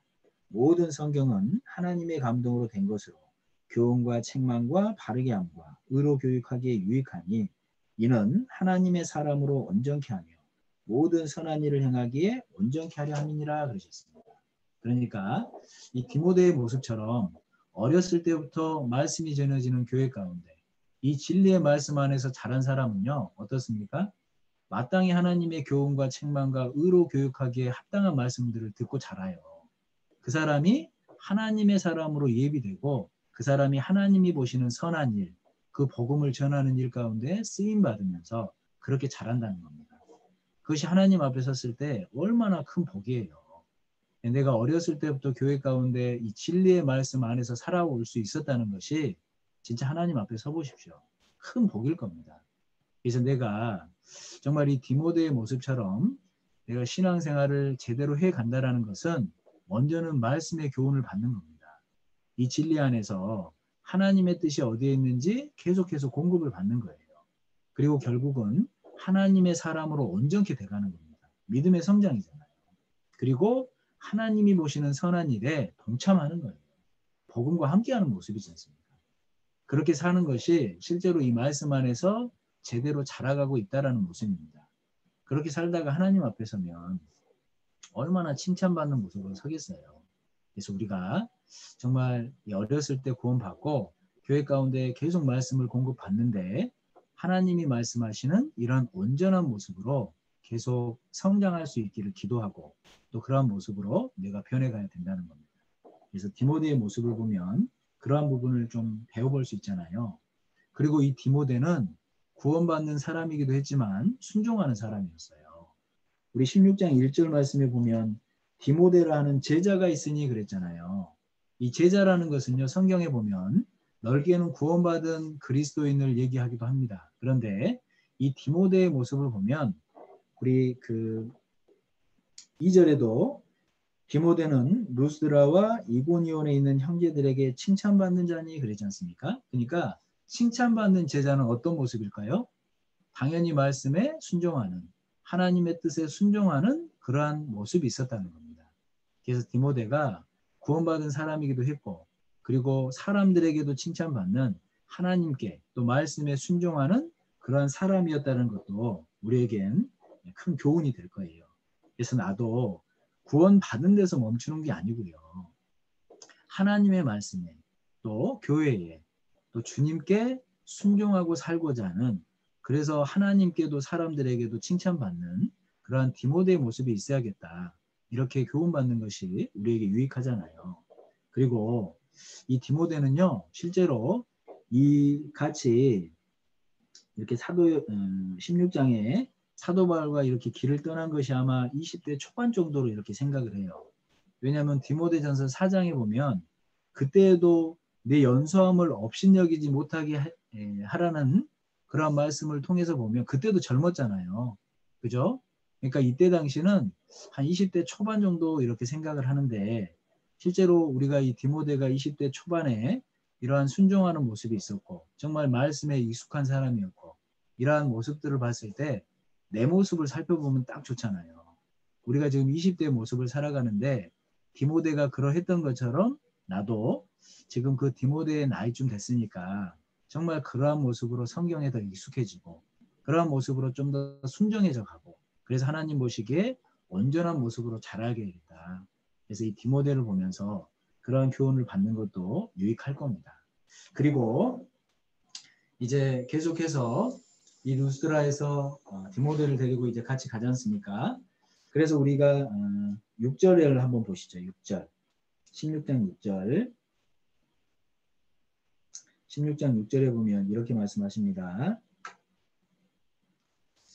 성령이 아시아에서 말씀을 전하지 못하게 하시거늘 부르기아와 갈라디아 땅으로 다녀가 무시아 앞에 이르러 비두니아로 가고자 있으되 예수의 영이 허락지 아니하시는지라 그렇게 말씀하셨습니다. 그러니까 여기 지도를 보시면 이 루스드라 이곳에서 어디로 갔다는 겁니까? 부르기아와 갈라디아 땅이라고 그랬는데 이 부르기아와 갈라디아 땅은 이제 원어적인 의미로 보면 같은 지역이다라고 이렇게 얘기할 수 있어요. 근데 부르기아 지역이 어디냐면요. 이 우리 7개 교회 기억하시죠? 계시록에. 이거 보면 에베소, 서머나, 버가모, 두아디라, 사대, 그리고 빌라델비아, 라오디게아. 여기 라오디게아 위쪽에 히에라볼리, 그 옆쪽에 골로새 교회 있잖아요. 이 지역이 부르길라 지역이에요. 그래서 이쪽으로 이렇게 갔다라는 걸 알 수 있죠. 계속 어느 쪽으로 갑니까? 서쪽으로 계속 이렇게 진행해 가고 있죠. 그죠? 그리고 갈라디아 땅까지 이렇게 다녔다는 걸 보면 하여간 이 지역까지 이렇게 이르렀음을 알 수 있습니다. 근데 보시면 7절에 무시아 앞에 이르러 무시아가 어디냐면 이쪽이에요. 이 지역. 이 지역인데 이 서쪽 끝까지 쭉 왔다라는 걸 알 수 있습니다. 그런데 사도 바울은 다시 이제 이 끝까지 왔잖아요. 그러니까 다시 동쪽으로 가려고 그랬어요. 동쪽이 어디냐면 비두니아 지역이 이 지역이거든요. 그러니까 동쪽으로 다시 돌아가려고 했는데 성령이 막으신 겁니다. 그죠? 그 말씀이 7절 말씀이잖아요. 무시아 앞에 이르러 비두니아로 가고자 애쓰되 예수의 영이 허락지 아니하시는지라. 8절입니다. 무시아를 지나 드로아로 내려갔는데 드로아가 이 지역이에요. 이 지역. 그러니까 이 끝까지 왔다가 원래 사도 바울은 동쪽으로 다시 진행하려고 했어요. 끝까지 왔으니까. 그런데 하나님이 허락지 않으셨다 이렇게 얘기를 하는 겁니다. 그래서 다시 드로아로 내려온 거예요. 여기까지 이해 가시죠? 그래서 이렇게 걸쳐서 드로아까지 왔다라는 것을 우리가 알 수 있습니다. 그래서 보면 그 밑에 9절 말씀을 봐보시죠. 9절과 10절입니다. 역시 읽어드릴게요. 밤에 환상이 바울에게 보이니 마게도냐 사람 하나가 서서 그에게 청하여 가로되 마게도냐로 건너와서 우리를 도우라 하거늘 바울이 이 환상을 본 후에 우리가 곧 마게도냐로 떠나기를 힘쓰니 이는 하나님이 저 사람들에게 복음을 전하라고 우리를 부르신 줄로 인정함이로라 그렇게 말씀하셨습니다. 그러니까 실제로 이 드로아에 있을 때 환상을 본 거예요. 하나님께서 이 마게도냐 한 사람을 통해서 와서 우리를 도우라 이런 환상을 보고 아 하나님의 뜻이 넘어가는 쪽으로 있구나. 사도 바울은 동쪽으로 다시 돌아가려고 했는데 성령의 인도하심을 통해 이제 이 유럽 쪽으로 넘어가게 됐다라는 것을 설명하고 있는 겁니다. 근데 이 모습 가운데 보면요. 이 하나님의 뜻에 순종하면 얼마나 하나님의 도우심을 얻는지 우리가 이 말씀 가운데 있는데 우리 배를 타고 이제 넘어갑니다. 11절 말씀 봐보세요. 11절에 이런 말씀이 있죠. 11절에 드로아에서 배로 떠나 사모드라게로 직행하여 이튿날 네아폴리로 가고 그랬어요. 그러니까 여기 봐보세요. 지도를 보시면 이 드로아에서 배편으로 네아폴리까지 갔는데 이 정도 이 거리가 250km예요. 근데 배로 250km를 그때 뭐 엔진이 있던 게 아니잖아요. 돛담배였을 거 아니에요. 돛담배. 그죠? 이 돛담배를 타고 250km를 이튿날 도착했다는 거예요. 그죠? 이게 무슨 얘기입니까? 하나님의 도우심이 아니면 그렇게 도착하기가 힘들어요. 왜냐하면 원래 그 거리는요. 적어도 닷새는 걸리는 거리예요. 우리 사도행전 20장 한번 가볼까요? 사도행전 20장에 이런 말씀이 있습니다. 사도행전 20장 6절 말씀. 사도행전 20장 6절 제가 또 읽어드릴게요. 우리는 무교절 후에 빌립보에서 배로 떠나 닷새 만에 드로아에 있는 그들에게 가서 이레를 머무니라 그랬잖아요. 그죠? 그러니까 3차 선교 여행을 갔다가 돌아오는 길에 이 빌립보 지경, 여기가 빌립보예요. 가까이 보면 여기가 빌립보인데 이 배를 타려면 네아폴리까지 어차피 내려와야 돼요. 근데 3차 선교 여행 때 돌아올 때는 이 네아폴리에서 드로아까지 오는 과정이 닷새 걸렸대요. 닷새. 이해 가시죠? 그런데 갈 때는 이튿날 도착했대요. 이게 무슨 얘기입니까? 돛담배가 하나님의 도우심, 순풍을 맞아서 이렇게 하나님의 도우심으로 인도했음을 우리가 알 수 있다는 겁니다. 무슨 얘기인지 아시겠죠? 그래서 하나님께서 보여주신 그 환상이 실제로 성령의 역사라는 것도 우리가 알 수 있고 하나님의 말씀에 순종하면 선한 도우심을 얻어서 살아갈 수 있다는 것을 또 교훈해 주신다는 거예요. 그래서 우리가 그 성경의 많은 곳에 보면요. 하나님의 말씀에 순종하면 복이고 불순종하면 저주잖아요. 그 이스라엘 역사가. 근데 그 이스라엘은 계속 그 말씀에 불순종했습니다. 그러니까 그 1900년이라는 저주 가운데 갇히잖아요. 그죠? 그것처럼 우리의 모습도 마찬가지예요. 정말 하나님의 뜻이 어디에 있는 줄 알고 내가 그것이 하나님의 뜻이라면 순종해야 됩니다. 그랬을 때 하나님의 도우심을 얻어서 순항하는 거예요. 인생이. 그러니까 순항한다는 것이 편한 삶이 아니죠.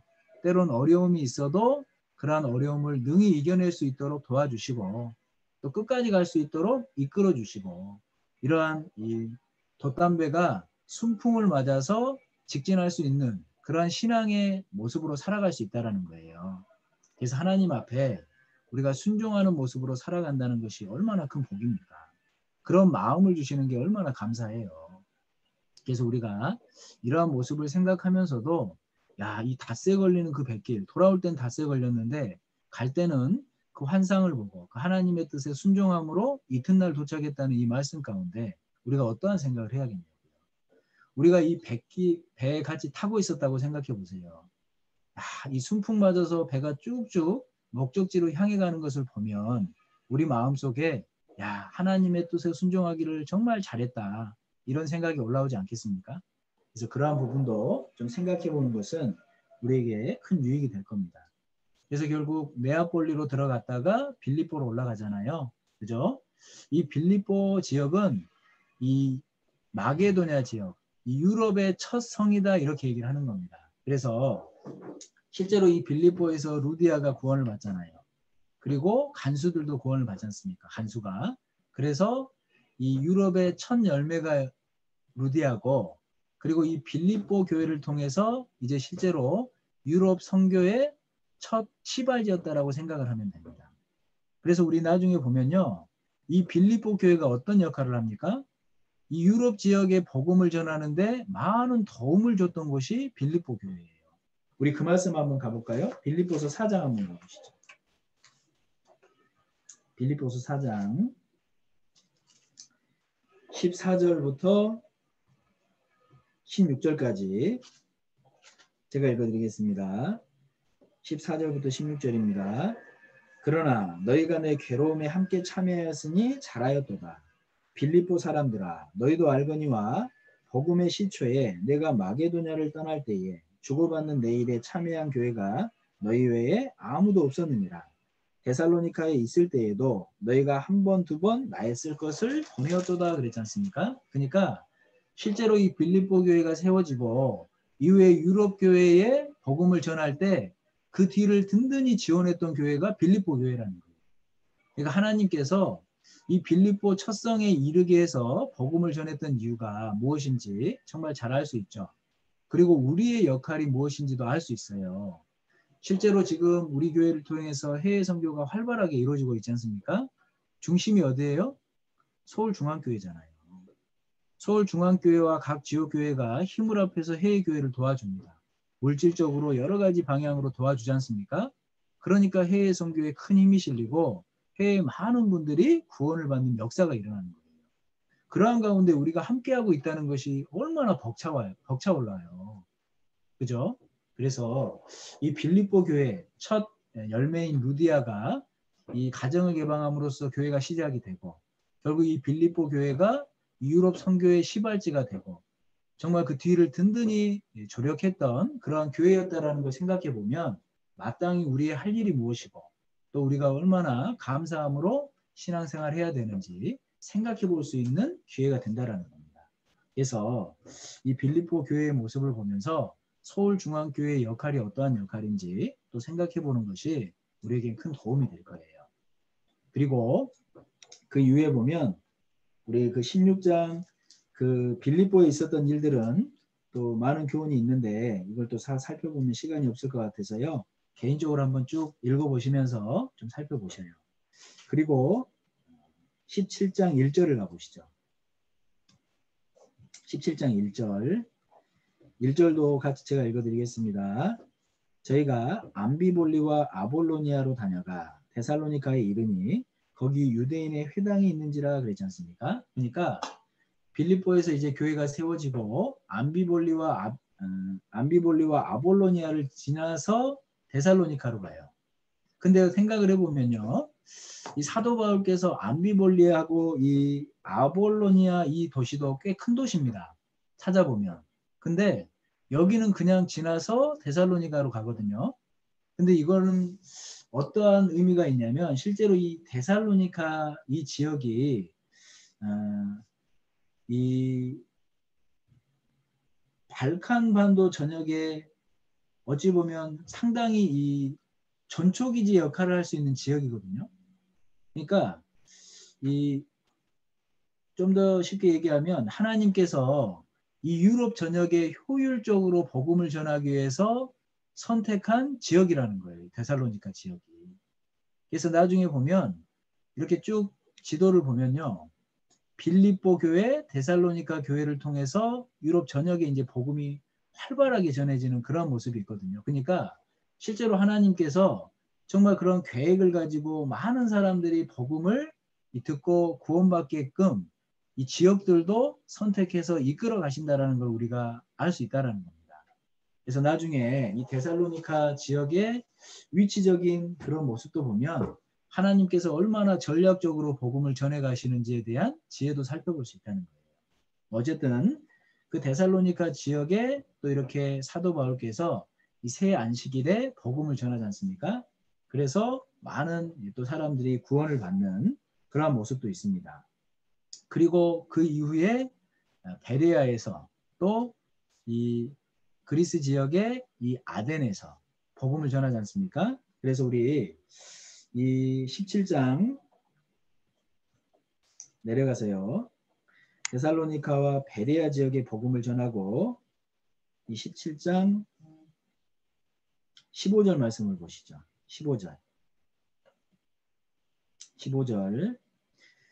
바울을 인도하는 사람들이 데리고 아덴까지 이르러 바울에게서 실라와 디모데를 자기에게로 속히 오게 하라는 명을 받고 떠나니라 이렇게 말씀하셨습니다. 그러니까 자 이제 여기서 우리가 한 가지 생각해 봐야 될 것이 이 데살로니카에서 새 안식일에 복음을 전해서 믿는 사람들이 생기니까 베레아에서요. 데살로니카에 있는 유대인들이 또 방해하러 올라왔잖아요. 그래서 피해서 간 곳이 아덴입니다. 그런데 베레아에 이 디모데와 실라는 두고 온 거예요. 이해 가시죠?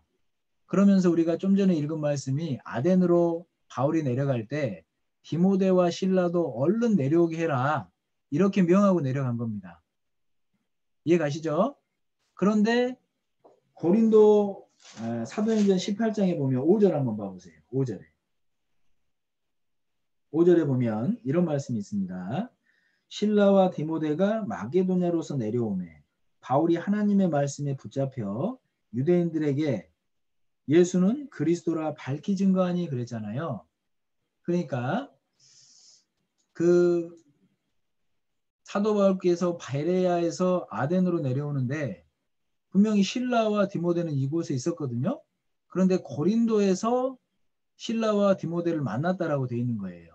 근데 아까 우리 읽은 말씀에 이 실라와 디모데를 속히 아덴으로 데려오라고 그랬잖아요. 그러니까 이 말씀은 실제로 이 디모데와 실라의 행적을 우리가 살펴볼 수 있다는 얘기입니다. 그게 무슨 얘기냐면 이 사도 바울이 아덴으로 왔을 때 디모데와 실라도 분명 아덴으로 왔을 거예요. 그죠? 그리고 아덴에서 이제 데살로니카 교회의 소식이 궁금한 사도 바울께서 디모데를 데살로니카로 보냅니다. 그리고 실라는 빌립보로 보내는 거예요. 이해 가시죠? 그리고 사도 바울이 고린도로 내려가잖아요. 고린도로. 이 고린도로 내려왔을 때 데살로니카로 갔던 또 빌립보로 갔던 실라와 디모데가 고린도로 내려와서 만났다는 걸 알 수 있어요. 그래서 고린도에서 보낸 편지가 뭡니까? 데살로니가 전서, 데살로니가 후서잖아요. 디모데가 데살로니카에 갔다가 데살로니카 교회가 너무나도 모범적인 신앙생활을 한다라는 소식을 전한 거예요. 그러니까 고린도에서 데살로니가 전서를 보냈다 이 얘기입니다. 우리 데살로니가 전서 3장에 가보면 그 사실을 알 수 있죠. 데살로니가 전서 3장 한번 가볼까요? 데살로니가 전서 3장입니다. 데살로니가 전서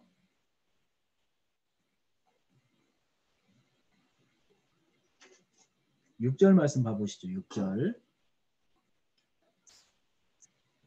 6절에 지금은 디모데가 너희에게로부터 와서 너희 믿음과 사랑의 기쁜 소식을 우리에게 전하고 또 너희가 항상 우리를 잘 생각하여 우리가 너희를 간절히 보고자 함과 같이 너희도 우리를 간절히 보고자 한다 하니 그랬지 않습니까? 그러니까 실제로 이 아덴에서 다시 실라와 디모데를 만났는데 아덴에서 이 디모데를 데살로니가 교회로 보냈다는 걸 알 수 있어요. 그리고 바울은 고린도로 내려가고 데살로니가 교회에 갔던 디모데를 다시 고린도에서 만났다는 걸 알 수 있습니다. 그래서 디모데에게 데살로니가 교회 소식을 듣고 데살로니가 전서를 보낸 거예요. 여기까지 이해 가시죠? 그러한 행적들을 추정해 볼 수 있다는 거예요. 그래서 우리가 그러한 모습도 좀 생각을 해볼 수 있고요. 특히 우리 아덴 지역에서 이 복음 전한 사도 바울의 모습을 보면 실제로 이 아덴이라는 곳은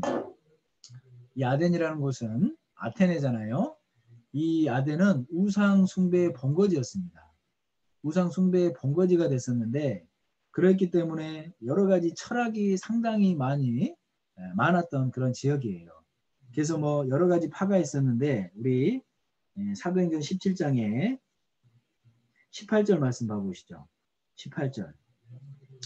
어떤 에비구레오와 수도이고 철학자들도 바울과 장론할세 혹은 이르되 이 말장이가 무슨 말을 하고자 하느냐 하고 혹은 이르되 이방신들을 전하는 사람인가 보다 하니 이는 바울이 예수와 또 몸의 부활 전함을 인함이로라 그러잖아요. 그러니까 우리가 여기에 나오는 이 에비구레오 그리고 이 수도이고 이렇게 말했는데 이 에비구레오 학파라는 사람들은 쾌락을 중시했던 사람들입니다.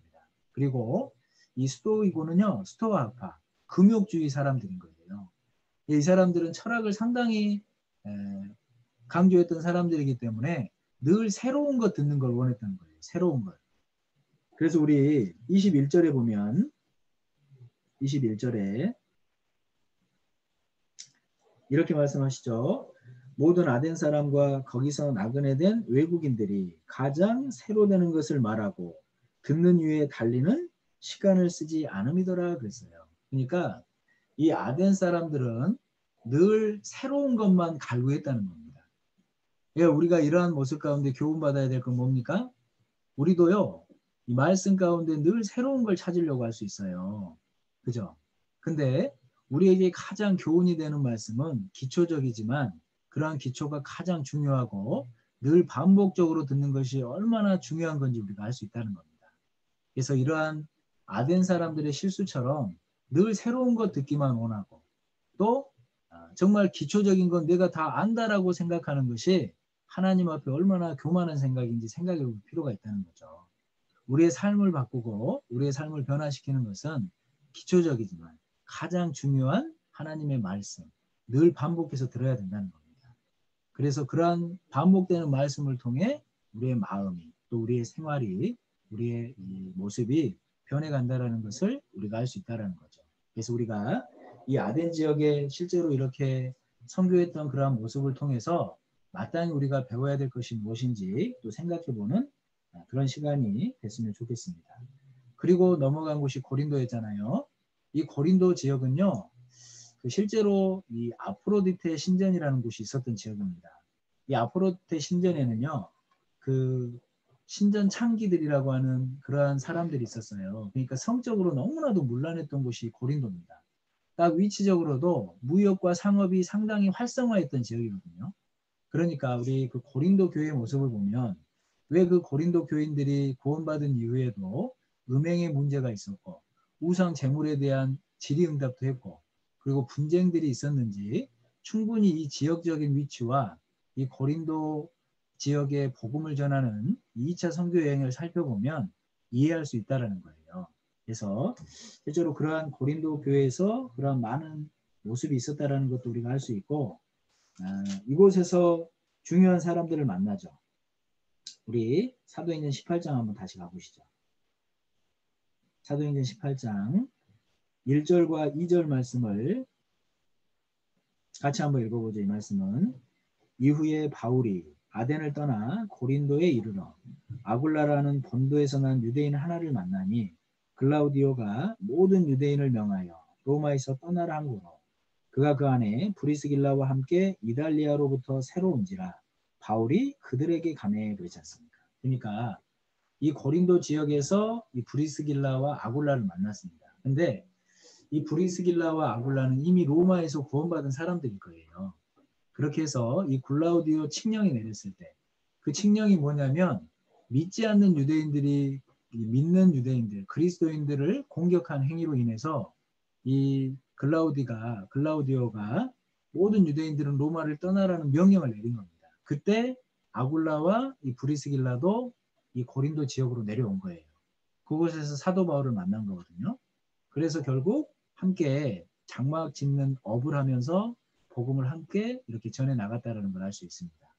그래서 이 고린도에서도 그러한 모습으로 복음을 전했고 그리고 우리 그 18장 5절 말씀을 한번 봐보시죠. 18장 5절 이 말씀도 우리 같이 한번 읽어보죠. 실라와 디모데가 마게도냐로서 내려오매 바울이 하나님의 말씀에 붙잡혀 유대인들에게 예수는 그리스도라 밝히 증거하니 그러지 않습니까? 그러니까 실제로 이제 아까 설명드렸던 실라와 디모데가 바울이 보냈던 데살로니카와 빌립보 지역에 갔다가 고린도에서 만난 걸 얘기하시는데 그때 사도 바울이 말씀에 붙잡혀 유대인들에게 예수는 그리스도라 밝히 증거하니 그랬어요. 그래서 말씀에 붙잡힌 사도 바울의 모습을 이렇게 할 수 있는데 우리가 실제로 신앙생활을 힘있게 하고 복음을 전하는데 마음을 다해 동참하기 위해서 필요한 모습 중에 하나가 말씀에 붙잡히는 모습이잖아요. 그죠? 이렇게 말씀에 붙잡히기 위해서는 어떻게 해야 될까요? 그걸 한번 생각을 해봐야 되잖아요.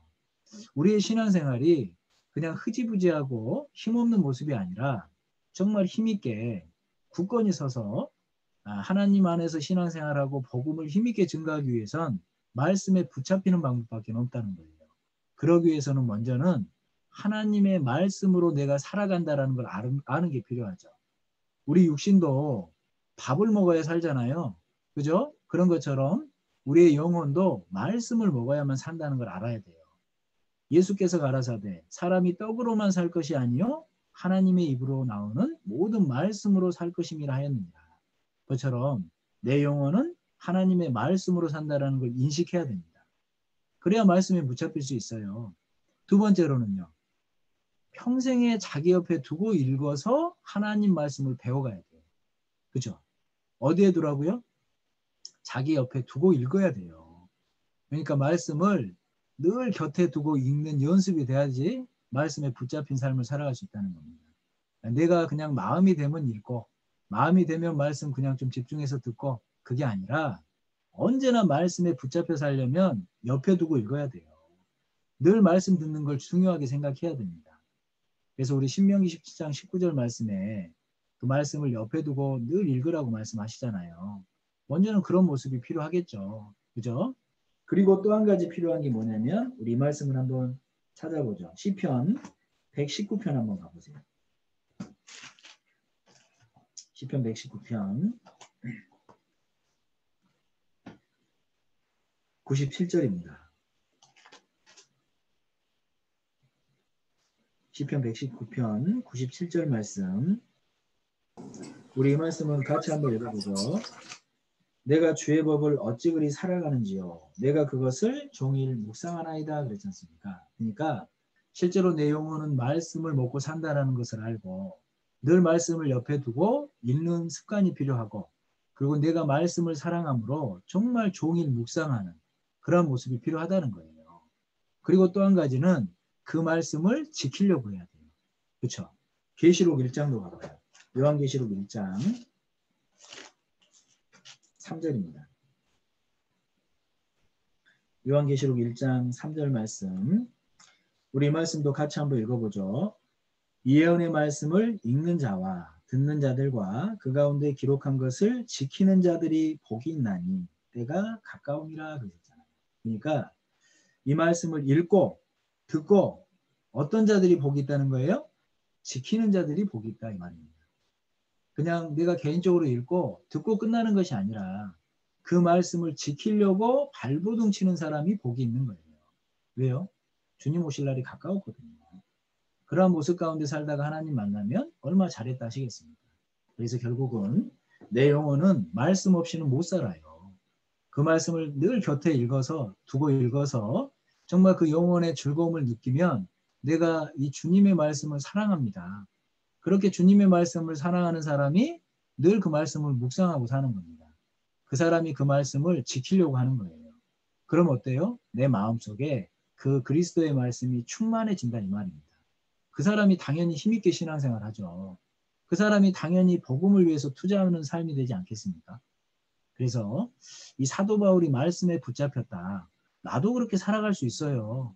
정말 하나님이 말씀하신 것처럼 내 영혼의 밥이 말씀이고 늘 곁에 두고 읽고 그리고 그 말씀을 사랑함으로 종일 묵상하고 그리고 그 말씀을 지키려고 하고 그런 사람이 그 마음속에 말씀이 충만히 거한다 이 말입니다. 그 사람이 힘있게 신앙생활 하는 거예요. 그냥 내가 교회 안에만 가만히 왔다 갔다만 한다고 해서 힘이 있어지는 게 아니에요. 무슨 얘기인지 이해 가시죠? 그래서 우리가 이러한 시간을 통해서 자꾸 교훈을 살펴보고 말씀에 익숙해지려고 하는 이유도 뭡니까? 진짜 사도 바울이 어떠한 마음으로 2차 선교 여행을 했을지 그걸 살피는 가운데 교훈 받고 나도 한번 그렇게 살아봐야겠다. 이 말씀에 익숙해지는 거예요. 그 말씀을 충만히 채워가는 겁니다. 그러한 사람의 삶이 변화되어지는 거예요. 그래서 실제로 이러한 사도 바울의 2차 여행을 통해서 또 배워야 되고 교훈 받아야 될 것들을 우리가 좀 생각해 보면 좋겠습니다. 그래서 결국 고린도에서 그렇게 복음을 전하고 갱그레에서 머리를 깎았다 돼 있는데 갱그레아에서 머리를 깎았다라고 하는 것은 구체적인 건 어떤 건 모르지만 사도 바울께서 분명히 이 나시린의 서약 하나님께 서원한 게 있었던 모양입니다. 그래서 우리 그 나시린의 서약의 모습을 보면요. 머리를 깎지 않는 모습이 있는데 평생 깎지 않는 모습도 있고 어떤 일정 기간만 정해서 깎지 않는 모습이 있었는데 사도 바울은 어떤 서원을 하고 일정 기간 동안 머리를 깎지 않는 모습으로 있다가 갱그레아에서 머리를 깎고 이제 배편으로 어디로 갑니까? 에베소로 갔다라고 얘기를 하거든요. 이 에베소 지역으로 갔다라고 이렇게 얘기를 하고 있습니다. 그래서 이 에베소에서 잠시 머물렀는데 이곳에서도 역시 복음을 전했잖아요. 제자들이 더 머물러 달라 이렇게 했음에도 불구하고 사정으로 인해서 이제 배편으로 그 가이사랴 지역으로 내려갑니다. 근데 이 제자들이 머물러 달라 할 때 사도 바울께서 다음에 기회가 되면 그렇게 하겠다 그랬잖아요. 3차 선교 여행 때 에베소에서 약 3년 동안을 머무릅니다. 그 말씀을 지키신 거잖아요. 그래서 어쨌든 에베소에서 배편으로 가이사랴에 들어가죠. 우리 그 말씀은 찾아보시죠. 말씀을 좀 확인하면서 보는 게 좋으니까요. 사도행전 18장 다시 가보시죠. 사도행전 18장 18절 말씀부터 우리 22절까지 이 말씀 같이 한번 읽어보죠. 바울은 더 여러 날 유하다가 형제들을 작별하고 배 타고 수리아로 떠나갈새 브리스길라와 아굴라도 함께하더라. 바울이 일찍 서원이 있으므로 갱그레아에서 머리를 깎았더라. 에베소에 와서 저희를 거기 머물러 두고 자기는 회당에 들어가서 유대인들과 변론하니 여러 사람이 더 오래 있기를 청하되 허락지 아니하고 작별하여 가로되 만일 하나님의 뜻이면 너희에게 돌아오리라 하고 배를 타고 에베소를 떠나 가이사랴에서 상륙하여 올라가 교회의 안부를 물은 후에 안디옥으로 내려가서 그랬지 않습니까? 그러니까 이 사도행전 18장 22절 말씀에 보면 에베소에서 가이사랴로 올라와서 교회의 안부를 물은 후에 그랬는데 여기 교회는 예루살렘 교회를 얘기하시는 겁니다. 그래서 가이사랴에서 예루살렘 교회로 와서 예루살렘 교회의 안부도 묻고 2차 선교 여행 당시에 그 선교 보고도 했을 거예요. 그리고 나서 안디옥으로 올라갔다 이 얘기를 2차 선교 여행 가운데 이렇게 하고 있는 겁니다. 그래서 우리 이 예루살렘에 와서 사도 바울께서 선교 여행에 대한 과정도 얘기하고 예루살렘 교회의 안부를 물었다 이러한 모습을 볼 때 실제로 이 유대인들의 복음이 전해졌던 결국 이 복음의 시초였던 예루살렘 교회와 안디옥 교회 이방 교회의 전초 기지 역할을 했던 안디옥 교회가 얼마나 친밀하게 교제했다라는 것을 우리가 알 수 있잖아요. 그죠? 그러니까 우리 교회 모습처럼 이 서울중앙교회 그리고 각 지역교회가 연합해서 해외 선교하는 교회들과 늘 친밀하게 연락하고 사정들을 듣고 또 이렇게 지원하는 여러 가지 그러한 친밀한 교제를 통해서 하나님이 지금도 역사해 가는 것을 우리에게 보여주는 그러한 교훈이라 할 겁니다. 그래서 오늘은 쭉 보시면 쭉 돌아봤던 내용이 이 지역입니다. 전체적으로 안디옥에서 이 수리아와 길리기아 지역을 돌아서 1차 선교지였던 더베와 루스드라 이 루스드라에서 디모데를 데리고 이제 계속 선교여행을 떠나시죠. 그래서 이 골로새 그리고 라오디게아 교회가 있는 이 지역이 부르기아 지역이고 갈라디아 지역을 돌아서 이 무시아 드로아가 있는 무시아 지역으로 왔는데 사도 바울은 동쪽으로 돌아가려고 했어요. 그런데 성령께서 환상을 보여주심으로 건너와라 이렇게 얘기했잖아요. 그래서 이 배 타고 이 마게도냐의 지경 이 네아폴리로 들어가서 빌립보에서 복음을 전합니다. 그곳에서 루디아가 구원을 받고 간수가 구원을 받고 아비볼리를 지나서 데살로니카 지역으로 갔는데 하나님이 이 아비볼리와 아볼로니아 이 지역도 넓은 지역이고 큰 도시인데 그냥 지나쳐서 데살로니카 지역에 복음을 전한 건 하나님의 전략적인 계획이 있었다라는 것도 우리가 이 데살로니카 지역을 살펴보면 알 수 있고 그리고 베레아에서 복음을 전했는데 데살로니카에 있는 유대인들이 쫓아와서 피해서 아덴으로 내려왔습니다. 이때 디모데와 실라는 이곳에 있었고 바울 혼자 아덴으로 내려왔는데 시간이 좀 지나서 디모데와 실라도 아덴으로 내려왔어요. 근데 디모데는 데살로니카로 그리고 실라는 빌립보로 보냈다라는 것을 알 수 있습니다. 그리고 고린도로 내려와서 복음을 전할 때 데살로니카에 갔던 디모데가 내려왔어요. 그래서 데살로니카 교회가 너무나도 모범적으로 신앙생활 잘하더라. 그래서 데살로니카 전서를 기록했던 지역이 이 고린도 지역입니다. 이해가시죠? 그리고 갱그레아 지역으로 내려와서 머리를 깎고 배편으로 에베소에 가죠. 에베소에서 복음을 전해서 제자들이 좀 더 머물러 달라 했음에도 불구하고 하나님의 뜻이면 내가 다시 와서 너희와 머물겠다. 그래서 결국 3차 여행 때 이 에베소에서 3년 동안 있는 모습도 우리가 알 수 있습니다. 그리고 배편으로 다시 가이사랴로, 가이사랴에서 예루살렘 교회로 와서 안부를 묻고 안디옥으로 올라오는 이 지역까지가 2차 선교 여행입니다. 그래서 우리 이렇게 듣고 끝내버리면 안 되고요. 다시 한번 이 지역을 구글어스로 찍어가면서 하면요.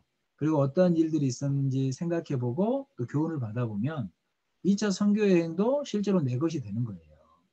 그리고 그러한 가운데 교훈 받은 것들을 삶 가운데 좀 지켜보고자 하는 마음으로 말씀을 배우면 하나님께서 너무나도 큰 복으로 우리와 함께 해주시고 충만한 것으로 채워주신다는 것을 우리가 경험할 수 있다는 겁니다.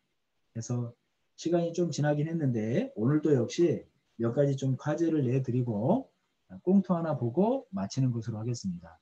그래서 오늘 2차 선교여행을 꼭 내 것으로 하기 위해서 다시 한번 돌아보고 배웠던 내용들을 또 교훈 삼아서 내 삶에서 지켜보면 좋겠습니다. 오늘 좀 내어드릴 과제는요. 우리 아까 고린도 그 지역에서 데살로니가 전서 후서를 보냈지 않습니까? 그래서 우리 다음 목요일 날은 데살로니가 전후서가 우리에게 교훈하시는 말씀, 그 말씀을 좀 위주로 배워볼까 합니다. 그래서 데살로니가 전서와 후서를 좀 읽어보시면 좋을 것 같아요. 데살로니가 전서가 몇 장이에요? 손으로 한번 표시해 보세요. 데살로니가 전서가 몇 장이죠? 제가 힌트 줬잖아요. 5장. 그죠? 데살로니가 후서는 몇 장이죠? 어떤 분들은 또 이거 보고 2장이요 이러는 거 아닌가 모르겠네. 3장입니다. 그죠? 그래서 총 8장을 처음부터 끝까지 사도 바울께서 어떠한 마음으로 쓰셨는지 또 데살로니가 전서 후서에 어떠한 내용이 있는지 자세히 좀 살피면서 읽어보시면 좋을 것 같아요. 아시겠죠? 첫 번째 과제입니다. 그건 개별 미션이에요. 저에서 데살로니가 전후서를 많이 읽으신 분들에게 또 이렇게 적립금을 드리면 좋을 것 같고요. 두 번째로 우리 그 구글어스로 2차 선교여행을 쭉 돌아봤는데요. 그 지역을 따라다니면서 우리 해외 교회들을 같이 한번 살펴보세요. 우리 교회들이 어디에 있는지. 다 살펴보긴 어려워도 몇몇 교회들은 좀 한번 찾아보고 살펴보면 좋을 것 같아요. 아시겠죠? 그래서 구글어스에 우리 교회 위치도 한번 찍어보면서 특정 교회를 좀 기도 가운데 한번 홈페이지에 들어가서 살펴보세요. 어떠한 모습으로 지금 복음을 전하고 있고 어떠한 어려움이 있는지 그리고 2차 선교여행 가운데 이렇게 그 지도에 나와 있는 우리 해외교회를 말씀드리는 겁니다. 그래서 그 해외교회의 어려움들 또 실제로 내가 어떤 내용을 가지고 좀 기도해 드리면 좋을지 좀 같이 기도해 주시면 좋을 것 같아요. 아시겠죠? 그것은 우리 그 수요일 날 내일 조별 미션 하잖아요. 그죠? 그때 같이 한번 찾아보시면서 혼자 하시기는 좀 어려울 것 같아서 그건 조별 미션으로 한번 좀 봐보세요. 그래서 우리 2차 선교여행 가운데 실제로 있는 우리 교회 그 홈페이지에 같이 좀 들어가셔서 상황들도 살펴보고 좀 기도할 게 무엇인지도 알아보고 아시겠죠? 그런 모습으로 내일 조별 미션 때 조별 교제 때 다른 거 하려고 하지 마시고요. 이 과제를 같이 한번 나눠보셔요. 아시겠죠? 그런 시간도 한번 가져보시고 또 세 번째로 뭐냐면 데살로니가 교회에 편지를 보내보는 겁니다. 그것도 금요일 조별 교제 시간에 개별 미션으로 잠시 시간을 가지면서 해보세요. 데살로니가 교회에 내가 편지를 보낸다면 어떻게 보낼까? 실제로 디모데한테 그런 소식을 듣고 사도 바울이 보내신 거잖아요. 그러니까 데살로니가 전서와 후서의 내용을 충분히 알아야 데살로니가 교회가 지금 이런 상황이구나. 그래서 나도 보내볼 수 있을 거예요. 그래서 우리 수요일 날은 이 조별 미션으로는 말씀드린 것처럼 우리 교회를 좀 하나 살펴보고 개별 미션으로는 데살로니가 교회에 이렇게 편지를 보내보는 겁니다. 아시겠죠? 그리고 또 한 가지 미션은 그냥 시간 낼 때 개인적으로 한번 해보세요.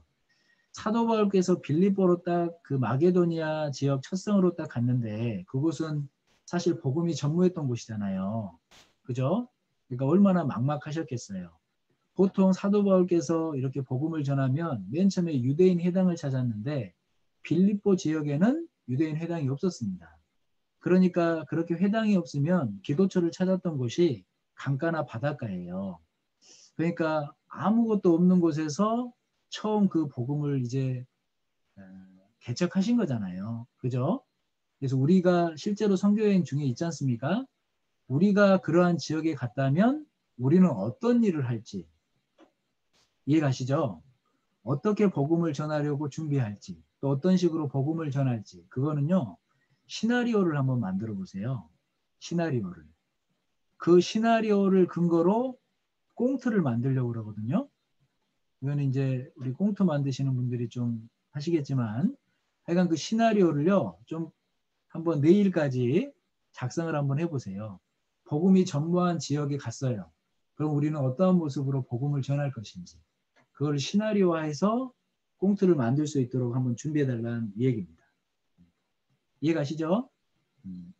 그래서 그런 부분까지 한번 좀 저변 미션 때 한번 해보시고요. 2차 선교보고는 우리 자매님들 팀에서 한번 좀 해봤으면 좋겠는데 2차 선교여행하고 역시 또 선교보고를 할 거니까 2차 선교보고를 하면 어떤 식으로 할지 그 부분도 좀 다시 한번 이렇게 선교보고 한다 생각하시고 다음 시간에는 2차 선교보고는 자매님 팀에서 할 수 있도록 한 팀만요 좀 준비를 해주시면 좋을 것 같아요. 그래서 먼저 자원하는 팀 딱 자원 받으셔서 그 팀만 2차 선교보고 준비를 좀 해서 다음 목요일 날 발표하고 시작하는 것으로 이렇게 하면 좋을 것 같습니다.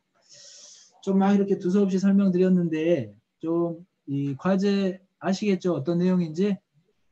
네, 우리 정민 청장님께서 정리해서 다시 한번 올려드릴 거니까요.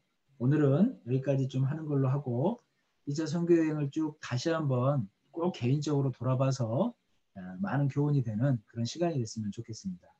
오늘도 좀 늦게 끝났는데 죄송해요. 늦게 끝나서. 네, 하여간 식사 맛있게 하시고 또 오후에도 정말 주님 안에서 의미 있는 시간들로 채워드는 그런 시간이 되시기를 기도하겠습니다. 우리 같이 기도하고 오늘 마치도록 하시죠. 기도하고 나서 꽁트 있으니까요. 꽁트 보고 식사하세요. 네, 기도드리겠습니다. 사랑과 은혜가 많으신 고마우신 하나님, 저희들에게 1차와 2차 선교여행을 통해 계속해서 많은 교훈을 주시는 것 감사를 드립니다. 이제 사도 바울께서 걸으셨던 3차 선교여행을 통해서도 저희들에게 많은 유익을 얻을 수 있도록 도와주시고 1차 선교여행 가운데 데살로니가 지역에 보냈던 데살로니가 전서와 후서의 내용을 통해서도 우리가 마땅히 남은 삶 가운데 얻어야 되고 배워야 되는 교훈이 무엇인지 돌아볼 수 있도록 지혜를 주시기를 간절히 원합니다. 끝나는 날까지 빠지지 않고 함께 참여함으로 하나님께서 진리의 말씀, 이 교회 가운데 우리에게 마땅히 얻어야 되는 것이 무엇인지 더욱 배워나갈 수 있도록 도와주시기를 간절히 기도합니다. 오늘 함께 해주신 교제의 모든 시종 또한 감사드리며 저희를 사랑하시는 우리 주 예수님의 이름으로 감사하며 기도드렸습니다. 아멘. 네, 목사님 귀한 말씀 감사드립니다. 그러면 마지막으로 같이 꽁트 상영하고 마치도록 하겠습니다.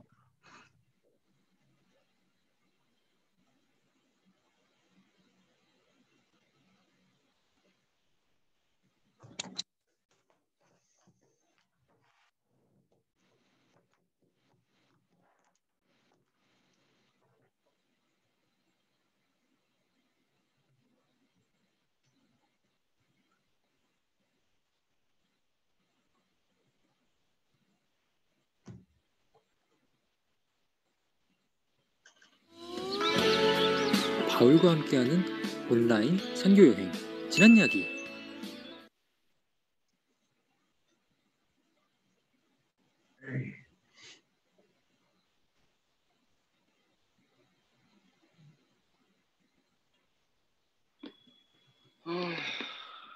진짜 지력을 잘했다. 엄마, 밥 좀 주세요. 아휴, 이건 베링 뭐 본인이 해야겠다.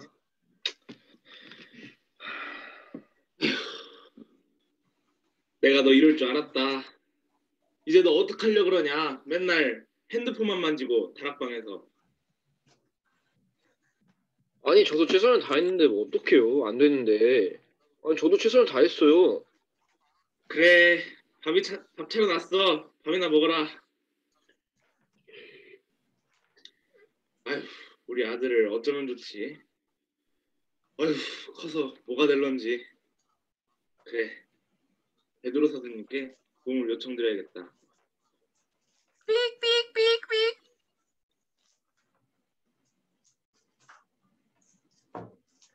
네, 베드로입니다. 아, 예, 베드로 형제님. 아니, 우리 마가가 1차 선교행에서 혼자 복귀를 했어요. 아니, 지금 얘가 말을 너무 안 들어요. 베드로 형제님이 혼 좀 내주세요. 저희 다락방에 많이 오셨었잖아요. 아유, 어머님, 네, 알겠습니다. 그 마가 형제님 좀 들어오실 수 있나요? 아, 예, 지금 들어가라고 하겠습니다. 예.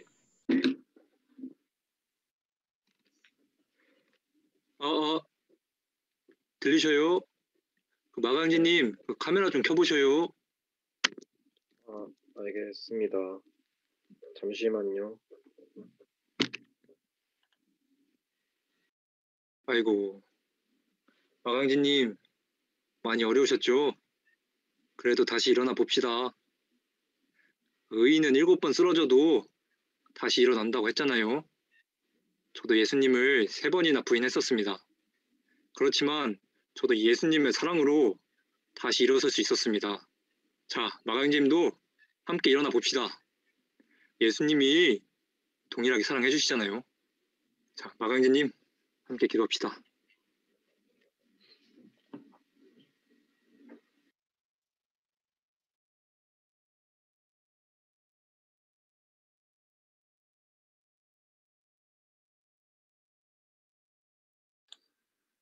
십자면 공유 보이시오? 형제자매님들의 기도 덕분에 많은 교회가 세워졌어. 저희로는 할 수 없었지만 하나님께서 도와주셔서 이루어주신 것이기에 이 모든 영광을 하나님께 돌립니다. 오늘의 마을 복음화는 내일의 세계 복음화!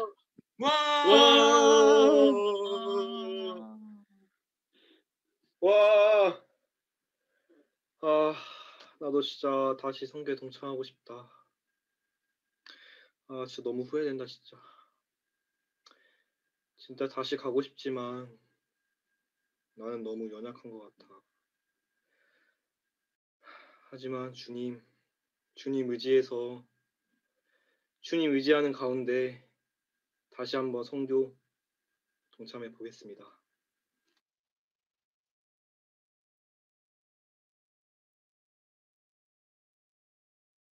보시오, 바나바. 우리 지난번 방문했던 각 성에 가서 우리 형제들이 어떠한가 방문 신방을 한번 해보는 게 어떻겠어? 오, 아주 좋은 생각이요. 그렇다면 우리 마가를 한번 같이 또 데려가 보는 건 어떻겠소?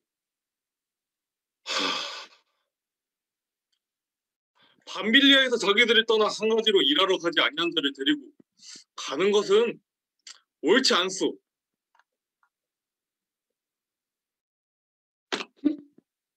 바울 형제 너무한 거 아니오? 난 그럼 우리 마가를 데리고 구부로 섬으로 가겠소. 갈라서요. 마음대로 하시오.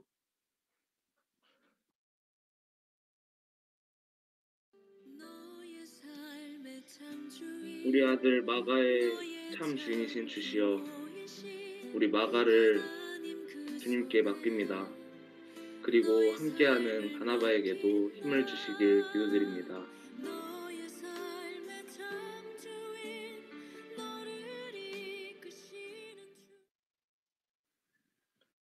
아주 여기 구부로 섬에는 구원받지 못한 좀비 같은 사람들이 아주 많구려. 자, 마가 형제님, 전도를 한번 시작해 보시구려. 알겠어. 이보시오, 동네 사람들. 사람이 일생에서 마차에 칠 확률이 얼마나 되는 줄 아쇼? 33%. 그럼 말기꿈에 맞을 확률은 얼마 된 자쇼?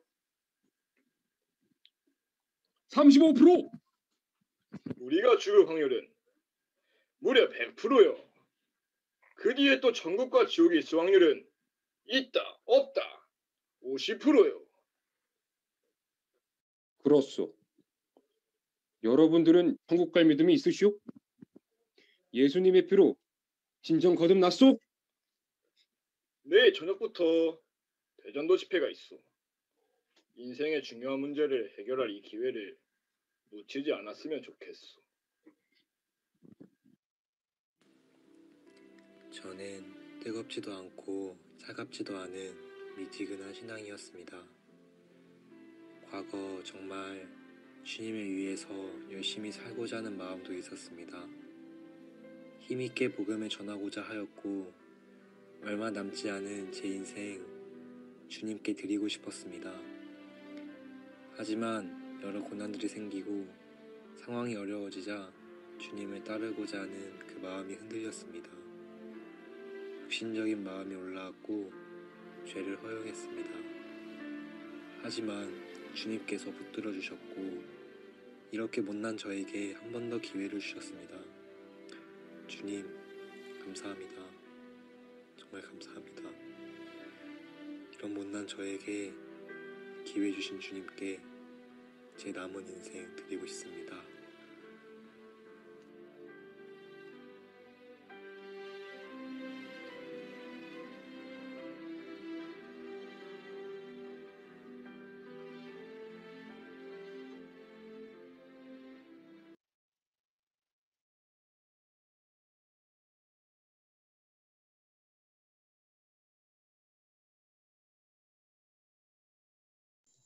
예, 아이고. 꽁트 만드시느라 수고해 주신 우리 형제님들한테도 박수 한번 쳐드립시다. 예. 아니 좀 이렇게 만들어 주십사 이렇게 부탁하면 이렇게 완성도가 높은 작품을 만들어 주실 건 사실은 기대를 못했는데 계속 만들어 달라고 부탁하게 하시잖아요. 그죠? 그래서 우리가 시나리오를 잘 써드리면 다음 목요일 날은 이제 실제로 이렇게 개척하는 모습을 또 꽁트로 잘 만들 거니까요. 시나리오를 좀 잘 써줘 보셔요. 네, 그래요. 식사 맛있게 하시고 오늘 또 수고 많으셨습니다. 수고하셨습니다. 수고하셨습니다.